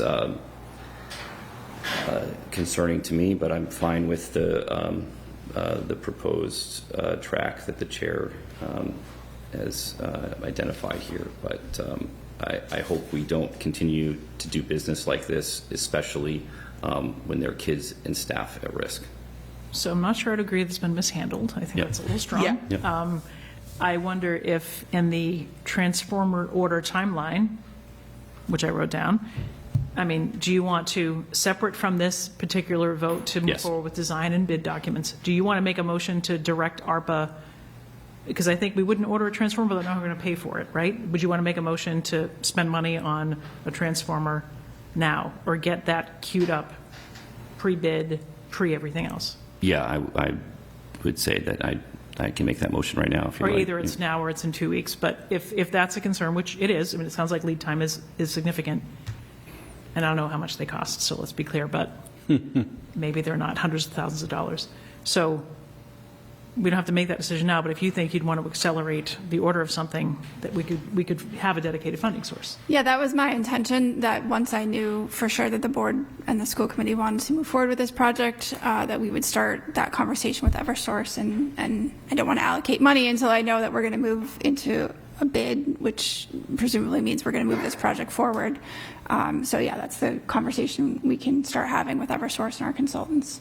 So I move that we fund the purchase of transformer out of ARPA funds as soon as possible. Assuming there's a balance available to do so, which I'm going to assume there is. Yeah, I mean, it's going to come out of Stacy the left, $900,000 that Oh, we've all kind right. of Yep. Out of mentally the- earmarked out of towards the this earmarked project. one. We Fine. included that in the Yes. total, yeah. Yeah. I was thinking it was over and above, but that's fine. Then we have it. Point So- of information, Madam Chair, just before there's a second. Because we all know there are two different options for a transformer. One is a pole-mounted transformer that would serve kind of the base project that you're talking about tonight. Another is a more expensive pad-mounted transformer for future expansion of the building, et cetera, et cetera. Does the proponent know what sort of transformer option you're looking to request you move on? So the base bid just includes maintaining the 400 amp service that's out there. There would be an alternate to increase it. So I think moving forward with the base. So the issue is the pole-mounted transformer you have doesn't even provide the full capacity with the 400 amp panel that's there. So your engineer has said you could upgrade a pole-mounted transformer and get the power to the building to do what we've all looked at, but for future expanded use of the building, more electrification, et cetera. They have rightly said you could actually look at a larger transformer, a pad-mounted transformer. That's just more money. Yeah. So if we're talking about ordering a transformer, I'm just sort of interested in understanding what is being proposed. I'm not going to put words in Mike's mouth, but without knowing the disposition of the building, I'm not sure I would advise that we buy a transformer for future expansion of a building that we don't know the future of. But Mike made the motion, so I'll let him clarify. Let me clarify. I have no idea. I don't. When we said transformer, I just assumed they were the same. But yeah, I think that mine was in line with what the recommendation was as part of this project. base. And and so I do appreciate that there maybe need to be expansion in the future. And but I think. We've decided to move forward with this project as a short-term solution, and so unfortunately that's where we are. And it may be that the lead time on that is something that can move forward faster. I really don't know, but that would be consistent with what Ms. Charles said. Beth, do you know if we were to do both the 1920 and 1950 piping, if that would impact the transformer need? So the transformer maintains the existing 400 amp service in the building. Mm-hmm. The alternate is to increase it to, I think it's an 800 amp service that would allow electrification of the full building in the future. Mm-hmm. Given, like I said, all the conversations we've had, that was something that could be included as an alternate, but I don't think that's anything that anybody's recommending at this point, given all the unknowns about the building. Yeah. Yeah. I trust you. You know a lot more about this than I do. So Mike made a motion. I know we don't have a second yet. If somebody wants to. Second. Okay, now we can continue to discuss. We don't have to go straight to The vote. only discussion is whether we have a cost estimate on that. It's not like you can go shop that on Amazon and know how much. Yeah, I don't know how much of the total project that is, and I don't know, sometimes when we have a work order, we have to put some amount of money down as part of the work order, so I don't have that number off the top of my head, but it's, well below $900,000, so, yeah. So you can let us know at our next meeting. Okay. So that's a motion to move forward using ARPA funds to move forward with the transformer. I think that's what Mike made. And then I think we need a different motion on kind of bid documents. But all those in favor, oh, sorry, more discussion? Go ahead. Okay. All those in favor of the sort of accelerating the ordering of a transformer? Okay. Aye. Okay. And then the next, I think, would be moving forward with design to bid documents. Does that sound right? Yeah, I think it's just, we're on this timeline right now to get this out to bid mid to early October, and I think just having the board agree that we're moving out of the design phase, and we'll put the project out to bid on that timeline. Motion to move forward with the Mystic School Heat project bid as discussed, and the timeline as discussed. Seconded. Any additional discussion on that? Okay. All those in favor? Aye. Aye. Aye. Okay.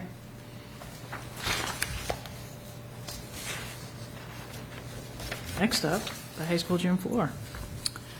So this is, I think, just kind of bringing back the conversation we had the last meeting. The gym floor project did come in over bid. The original low bidder was within our price range of what we had estimated. They did withdraw, and so the second low bidder is over the original estimate and what we have available between ARPA funding, overlay funds, and free cash that were voted in the spring. I had kind of put a preliminary number here together about a $560,000 difference. You heard, I think, from Roger and Chris Nixon, that there's a range depending that EFPBC is considering depending on the contingency. The recommendation is just to take alternate one, which completes the electrical work that the town clerk needs to run the elections in the high school space, and does not, I think, take alternate two. So the recommendation, I think we've done a little bit of vetting since we last spoke in August. We've spoken with the second low bidder, feel comfortable with their numbers. They are willing to hold their price, assuming that we get additional funds at fall town meeting to be able to award the contract, and they're willing to do the work. I think it's mid-February, spring After timeframe. basketball season. After basketball season. And hopefully playoffs. There you go. One round anyway. I think they can't hold the playoffs in the Only the first round. gym anyway. Oh, okay. You could just let the superintendent know what the weather will be on graduation day, he'd appreciate it. It's the only other rule issue. That's not your job. I'm also personally invested in that. You and me both. So I think EFPBC had a conversation tonight about bringing an article to fall town meeting for the additional funds. A conversation for the board to have as to whether or not you want to co-sponsor or just advocate on behalf of that article. And so the range again is 560 to 640? 10% contingency, it's 535, 15% contingency, it's 672, somewhere in there. 35. And we have also, Madam Chair, if I may, we increasingly are hearing from some private groups who have interested in sort of making a donation towards the project. It's always nice to hear, but that's not real until someone comes forward and tells you so and maybe presents you with a big check. So we are certainly trying to encourage that to happen if that is going to. Okay. And so, unlike capital, we don't need to necessarily approve the use of free cash. It's EFPBC's article that we would likely support, since we put $2+ million of overlay and ARPA money already added. We co-sponsor that article. I mean, my sense is, I don't know that we need to co-sponsor the article. I think EFPBC can run with it, but I'm happy to have that discussion with the board.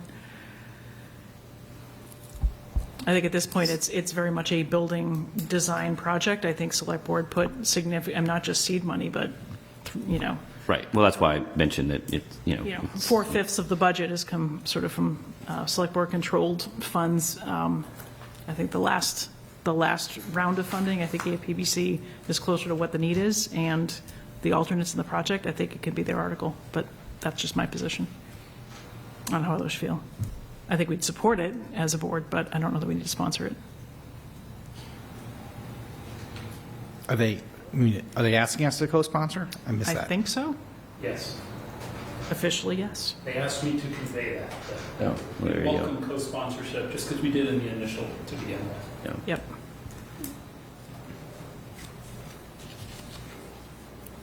I think it's 6-1 in one, half dozen the other, so I'm not seeing the distinction one way.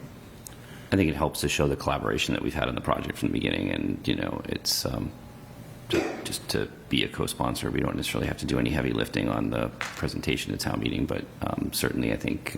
Says you. John's our basketball floor guy. So. Well, that's why we're volunteering. Johnny's not here. I'm not sure. What you get for being on vacation. Not sure. So. Yeah, I think if we had co-sponsored, as we had co-sponsored in the spring, it makes sense to co-sponsor any follow-up. But if we can vote that at our next meeting, if people feel more comfortable. Yeah, maybe we can take it up next one. Okay, that's fine. John still won't be here, so if so we can still He's still volunteer. volunteer. he's add still more. the guy, you can add more. Nice. So the answer to EFPBC, Chris, is we will think about it, but it sounds like there's some support at the table, so, for co-sponsoring. Okay?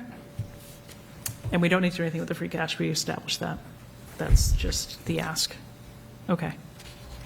Yeah, I mean, before the motions are due, we'll have a We'll have a final better number? I assume, to nail that down.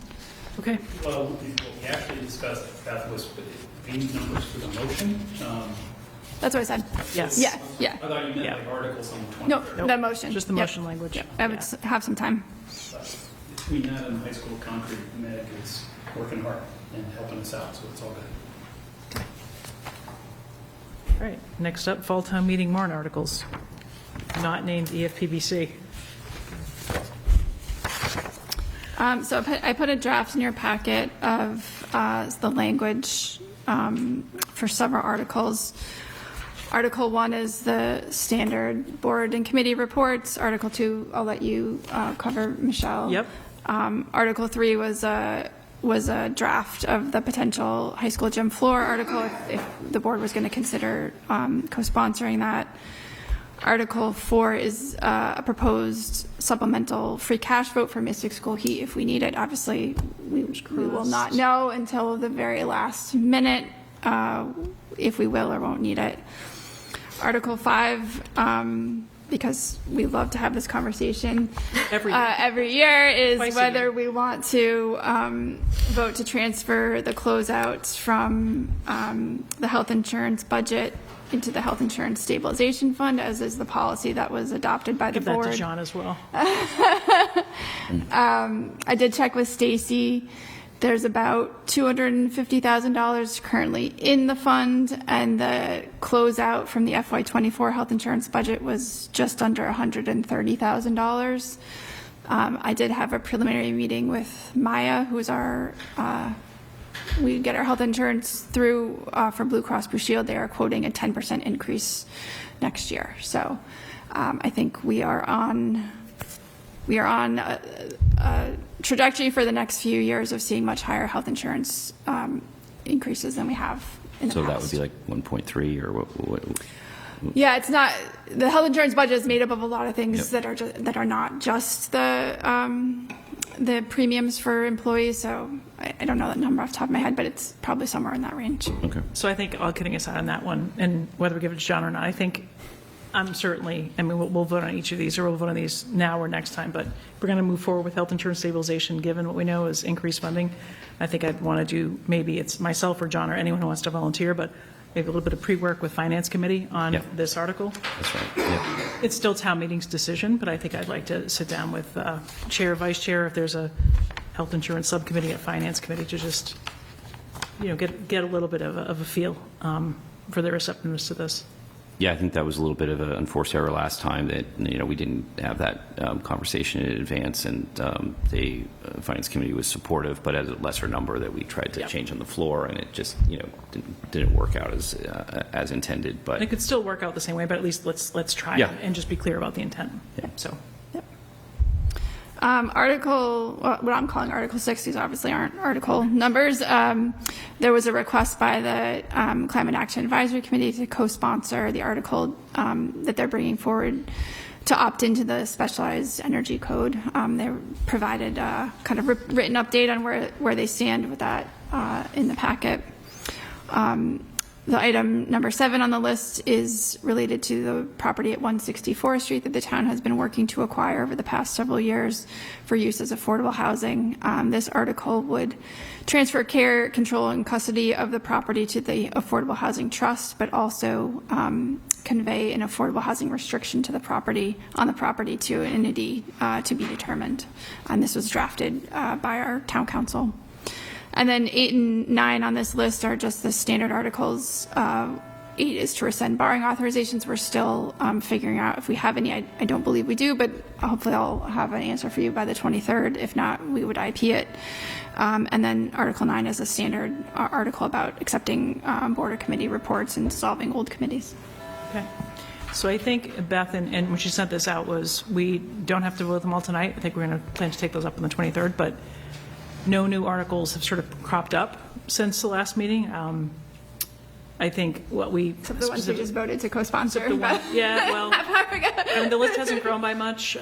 Forest Street was there. I think health insurance stabilization we talked about. So I think we can take it up in our meeting on the 23rd, but that's the list. I don't expect it to grow. I don't know if we've heard any late-breaking requests for select board to jump on some of these. So we do talk about co-sponsoring Climate Action Code or Energy Code, as well as EFPBCs, and what we want to do with potentially the definition of Finance Committee bylaw, which there was an update in the packet which really clarified that elective town office, other than potentially as an elected member of the town meeting. So Jay added the elected member of the town meeting, since that is actually an elective office. But any other discussion? These shouldn't look like surprises. Hopefully they look kind of normal, and we have to vote the placeholders. And you're right, if we pull some, if we don't know final answers, but we want to make sure we have places held, whether we need supplemental funding at Mystic School, or we need, or we move forward with health insurance stabilization or not. At least we're going to go as if we're going to need to ask town meeting for all of these things. Any questions, thoughts? No. On the remainder, or do you want to talk about this FinCom? We can talk about Finance Committee if you'd like. Yeah, I mean, I think, I know that this came out of the conversation on the CPA composition, where we sort of uncovered, and there's a little consternation about whether FinCom could have an appointment to that committee or not, and what that looked like. I think from the document presented here, it was just a selection of towns, but looking at several others, like this selection is across the board. There's a lot of different ways that it looks. To me, it's not convincing that we should change ours from who shall hold no other office to who shall hold no other elective town office. I think, there's not necessarily a clear way that this looks for every town looks like X or like Y, but this sort of examples was not convincing to me that we should change what we've had. There may be that we need to examine the language, look closer at, I think there's some that said, and this is kind of in how it came up, I think one was like special committees which may be created from time to time, which seems like that's kind of where we hit that. That's Lexington's, and that might be a more reasonable way to address the discrepancy, but I think it feels a bit rushed. We haven't really had a chance to discuss this at all, versus just kind of having it come across a packet twice. Yep. Yeah. Having only been on town meeting since 2022, this last spring town meeting went wonderfully smoothly. And I think it was one of the first ones where there wasn't a lot of drama surrounding the Finance Committee. And I think we can all remember last fall when there was way too much drama surrounding the Finance Committee, which I think is one of the most important committees we have. And I'm curious and cautious and hesitant to dive back into what could be a very heavily debated and passionate issue when we've only had one nice, stable town meeting.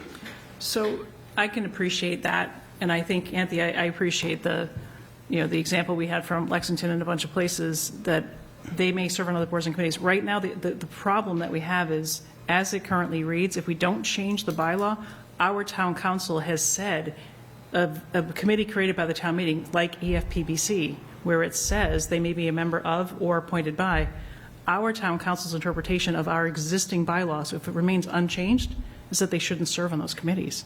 So if we're going to suggest that other committees from time to time, then we need to change the bylaw, I think, to reflect that possibility. That's all I'm trying to do, is create the opening of, if the intent of the proponents was to have participation, the bylaw as it currently stands, as interpreted by town council, is they can't. Town meeting's vote is actually overwritten by the bylaw. So that's what I was trying to remedy, was to, if the only prohibition of being on finance committee is you can't be select board, elected to select board, and on FinCom, that's what I was trying to remedy, and let all the other committees of the town meeting, of the select board, of whomever, form with no restriction. If they want to have current, sitting, former members, they can. That's my concern, of doing nothing with the bylaw actually puts at risk some town meeting committees where their participation has specifically been approved or requested. That's my concern. And I see that as a very large structural change to our form of government in this town. And I think it goes to some very... Committees they currently sit on, yes, is a very large structural change if that's what's happening? I don't understand. Well, that would honor current practice, would align, the bylaw would align it with current practice. But you're presupposing that current practice is what should be the practice, and I don't think it should be. I think the Finance Committee needs to be an independent advisory committee, and I think that's how it was initially designed. I liken it very much to something like the OMB on the federal level. And I don't think the Finance Committee is supposed to be serving in a policy-making role. I don't think that they're supposed to have votes on other committees or boards. I have no trouble with them advising and giving feedback and all of that. But I can't support any bylaw amendment that expands their role, because I think that undermines their role and takes away from what their actual responsibility is supposed to be, which is neutral financial advice to town meeting. And this is a very large topic, which is why I'm a little hesitant to get into it at 10 o'clock at night or 2 weeks before the warrant is due. I think it is a conversation we certainly should have, but in a measured and larger discussion. If I had to, have my way, it would be Finance Committee members really should just be on the Finance Committee and nothing more than an advisory role anywhere else. And if I want to fix this, I want to fix it in a way that's going to be sustainable and create a system moving forward that really reflects what the role of Finance Committee was supposed to be at the beginning. I think that when the bylaws have allowed them to sit on things like capital or EFPBC, those were mistakes, and those are the mistakes that need to be fixed. But town meeting makes the fixes, right? We're just putting it out there for town meeting to consider, and if we don't do it, I suppose someone else could. We're not indicating or dictating FinCom's role. We're allowing people to join a committee to then raise their hand, be appointed or not, offer to sit somewhere else or not. And if the town meeting says we don't like this, it's up to town meeting to change the bylaw. It's not us. We don't dictate what they do. We don't dictate the scope of their influence. We don't dictate where they go. We're just suggesting that if a town meeting committee wishes to have a sitting member or an appointed by, that we can allow for that to happen. And that's up to town meeting to decide. So I just, to Bill's earlier point, town meeting was offered some decisions on that earlier where we kind of had not chaos erupt, but like, the, competing article, and it was a very sort of difficult town meeting, I think. I don't disagree that a language change of some sort would, sort of make things work. As if people don't know this by now, they haven't met me for 5 minutes. I'm a very procedural oriented person. And so what I would love to know as we're looking at this is, where did we start? And at what point did we say Finance Committee shall consist of 15 voters who shall hold no other office? And at what point did we say they should hold a seat on Capitol or EFPBC? Did we, in what order did those things happen? I know we can't say like, here was the intent or here's what we did, but how did this come about and get fashioned in this way? Because there are, I pointed to Lexington, but Arlington said nothing herein shall prohibit a member of said committee from serving on another committee, board, or commission when such service is required by a provision of the bylaws or a vote of town meeting. So I think, yes, town meeting would decide what's in the bylaws or what that looks like, but I think there are narrower ways to solve the problem that where we have this inconsistency that came up. To me, that's, I thought this was the narrowest way to solve it. In fact, I think that's I feel like it's pretty in front of town office. broad. So that holding elective town office is defining what is holding an office. You hold an office you're elected to. You sit on boards and committees as a voluntary ad hoc member. So. Yeah, I mean, I can't think of anything more narrow than the way this is drafted, and it basically solves, a conflict, that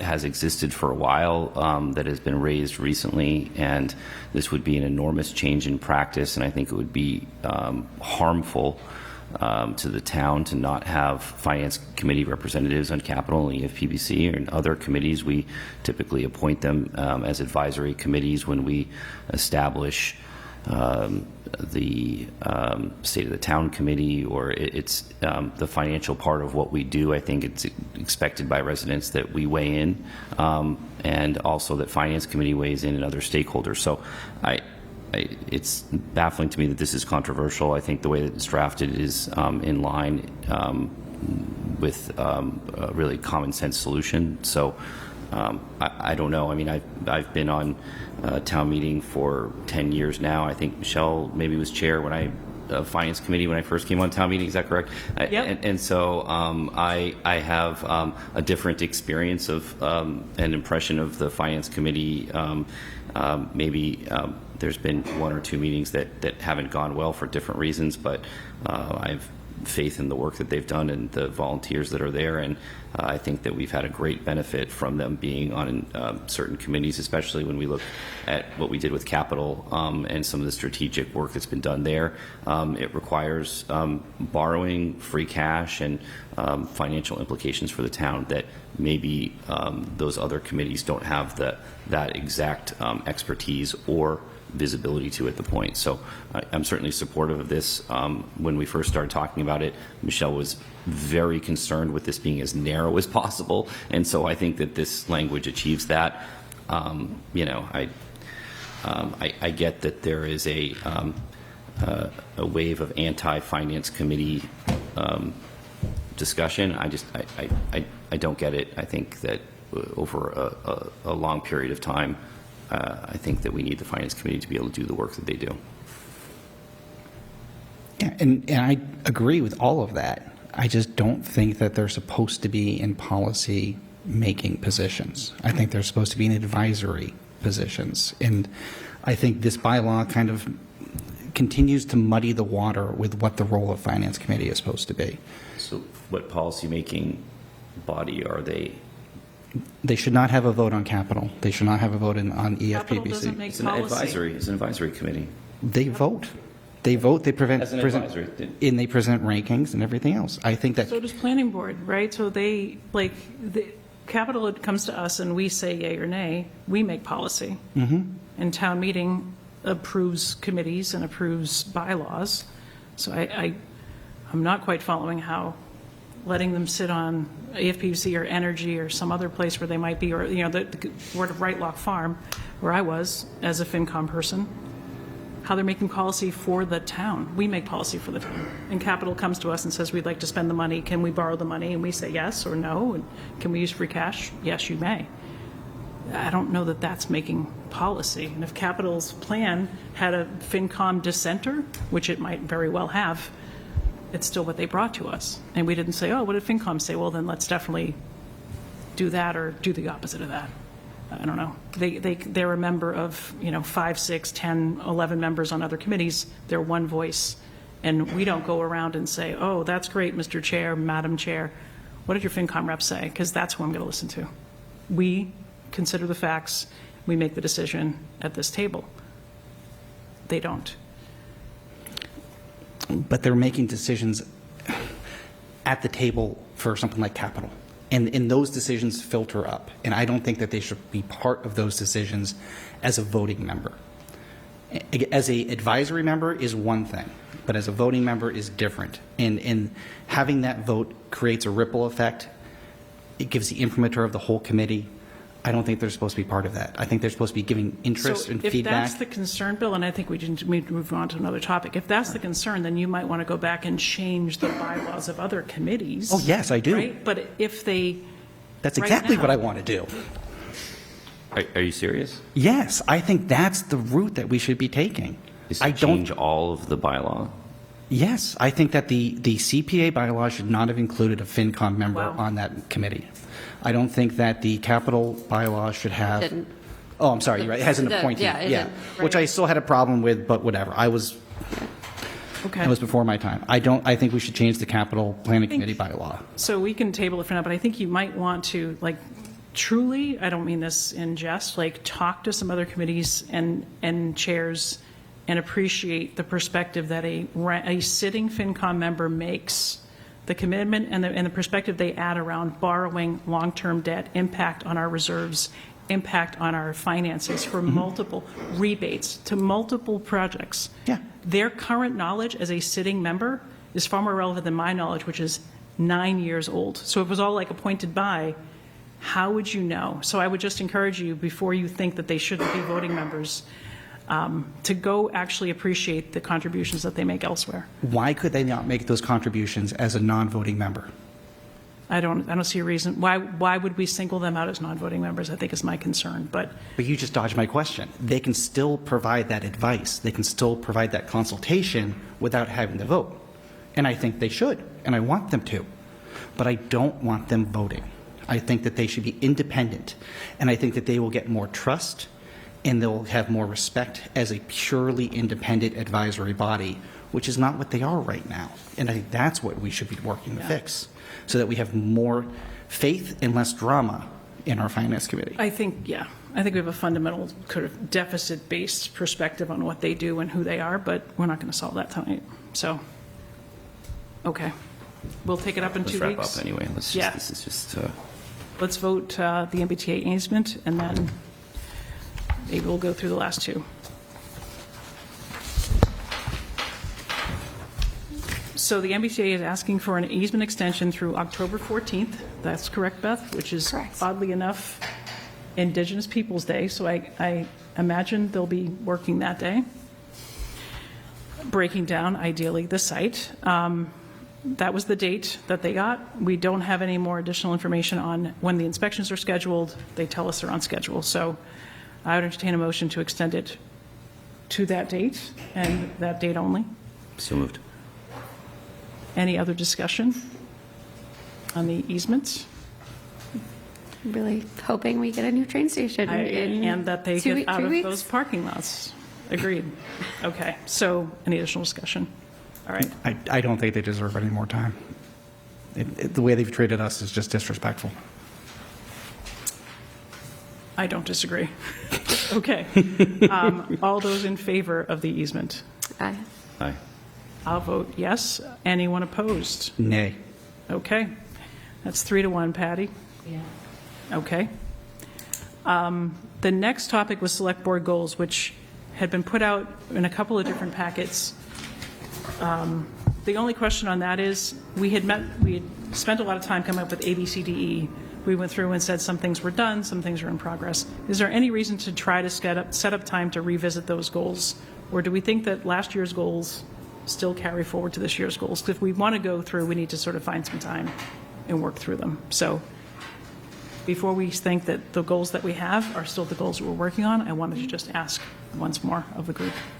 I think the change at this point would be what progress have we made in the past year to be able to mark that off and assess, I think, both as a revision perspective to see what we've done, what we haven't done, what's still salient, but also, then hopefully a little bit pat ourselves on the backs for things that we, set out to accomplish and did. So I attempted to do that, so please do take a look. Tried to note done, in progress, move some things over. But if you think we need to discuss or give ourselves more credit or less, I'm happy to take whatever it is we're deserved, no more and no less. But that's helpful. Thank you. Bill, thoughts on goals? No, I think in a sense they don't change all that much from year to year. It will be the more like specific goals in terms of like what we've accomplished and what we can then focus on with that bandwidth having been freed up. So certainly on the overarching side, it's going to be pretty much the same year to year, I think. The only thing I would say, leaving the goals the same, is we've had a discussion around kind of creating some norms, and I think that might be a focus of something that we do. One of the particular norms that I've recommended is, and I think the schools do this, is that we don't vote on something with the first time that it's on our agenda, and we kind of end up doing that in practice after a lot of things we do, but I think it's good to kind of codify it so there's not this pressure of, it's hitting the agenda, we've got to vote on it right away, and I think it signals to staff too that we need some lead time and some time to do some outreach to stakeholders in the community when there's something significant that we're voting on. But certainly there are others that would be helpful. I think the schools have done a good job on their side of fashioning norms for them to run their meetings and their process. Okay. Happy to take up norms at some point. It would sort of fit under governance, I think, so Yeah. maybe. Mm-hmm. Okay. So I didn't want it to just like disappear, as in like we're never going to do them, but I think we have some general agreement that where we are is where we're kind of still focused, and we're not going to necessarily retire any goals broadly, but happy to have Anthea's updates on what we think we're done, and maybe we'll take some time for goals maybe after the town meeting. Yeah. I think we have plenty to do between now and town meeting. Not before then. So, okay. Then the last item is select board updates, of which, Bill, you had a draft town manager review document process. Yeah. So I can give a quick rundown on that. So this was a proposal I put together after reviewing a number of other towns, reviewing our own past practices, and talking to our employment town council. And I think we can treat it mostly as a discussion piece right now. Okay. It's not something that we need to put into place immediately. In fact, my hope was that we'd have at least one period that you'd all take it back and look at it, digest it, and come back with feedback as to what works and what doesn't before getting into an actual implementation timeline. I provided a suggestion of how the actual implementation timeline might come across on the first page there. And that's just basically giving us the goals of having some action moving forward on and some every cycles. Exactly. Yep. Like, in a sense, it's exactly what Mike just said, that we don't want to do something right away, but instead kind of iterate it and move forward together. But some of the big points that I think we need to keep in mind is, according to Employment Council, the town manager review does have to be done in open session. It's not something that we can do in executive session. The town manager should be involved in the process, both in terms of sculpting how it is done from the start, and of course receiving the feedback at the end. If the town manager, and it's weird to talk about the town manager when Beth's sitting right there. Just a preview of Yeah. what's coming, Beth. It shouldn't be weird. No, because it's about the position which is larger than the person. But the town manager should, be giving us feedback to make sure we're asking the right questions, that we are implementing a review that's actually going to be fair and doable, and not something that's just based upon a rumor or hearsay or things that we can't get into for all sorts of various reasons. One thing I started with was a prior town manager review done by the select board maybe 10, 12 years ago.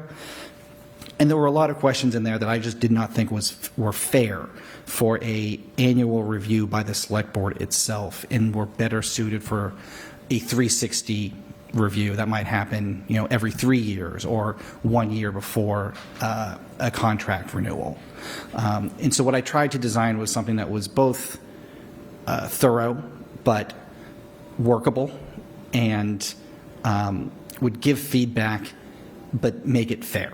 And so I would ask that if you could look at it and maybe give some feedback, and if there are adjustments that you think can be made to it on the macro level, I'll implement it as best I can and make sure Employment Council says it all makes sense.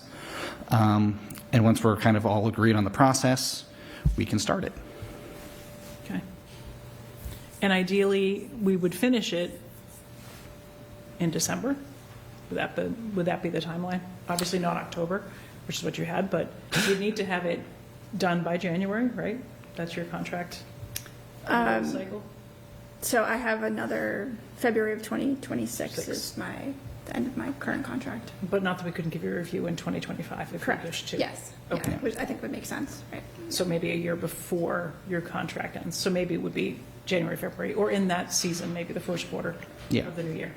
I think one of my approaches here was to get this annual review done and then start moving on the 360 process, which is going to be more complicated and going to be more thorough.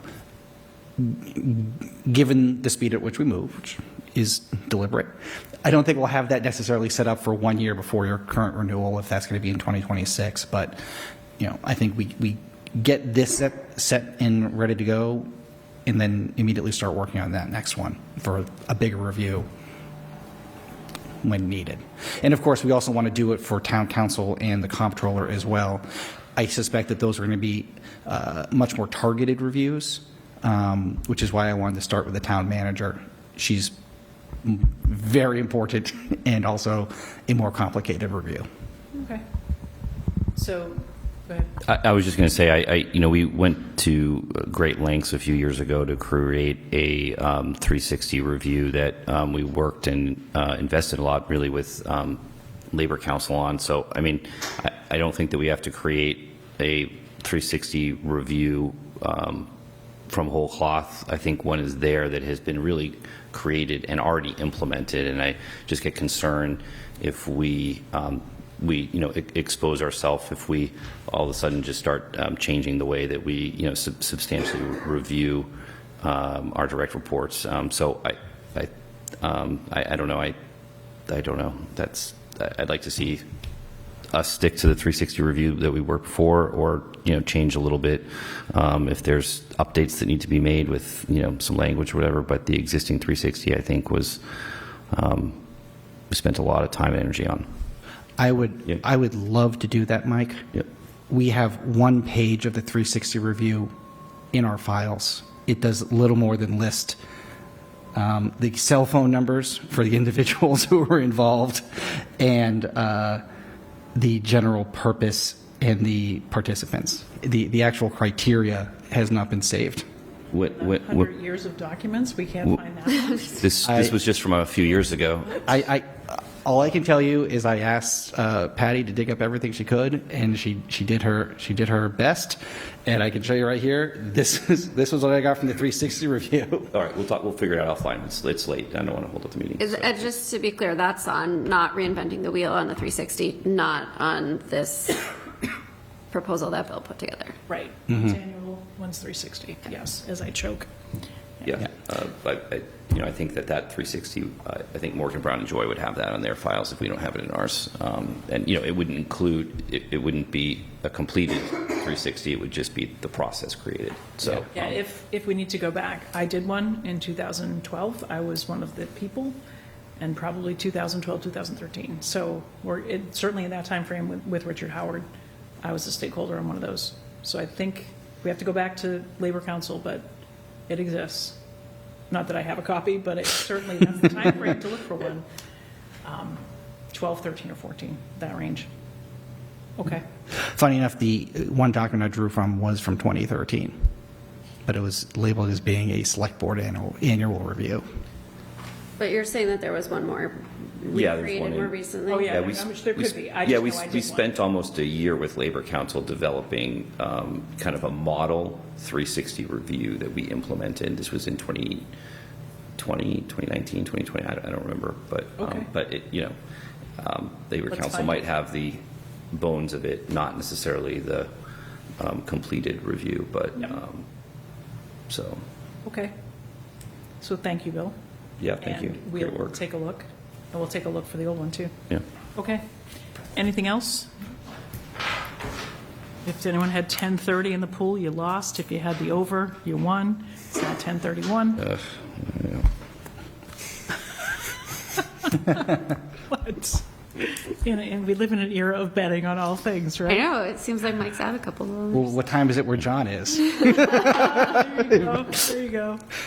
Usually 10:30 is the magic hour. So I think if nothing else, we could take a motion to adjourn. No, motion to approve the consent. consent agenda You're as right, I posted for always Monday, jump. September 9th, 2024. Do we have any, Thank you for we do that. permits to sign? Second, all those in favor of the Aye. consent Aye. agenda? Aye. Thank you for catching me again. All right, Motion to adjourn. Second. all those in favor? Aye. Thank you. Thank you, WinCam. Thanks, everyone. Thank you, Anthea, for making the motions tonight.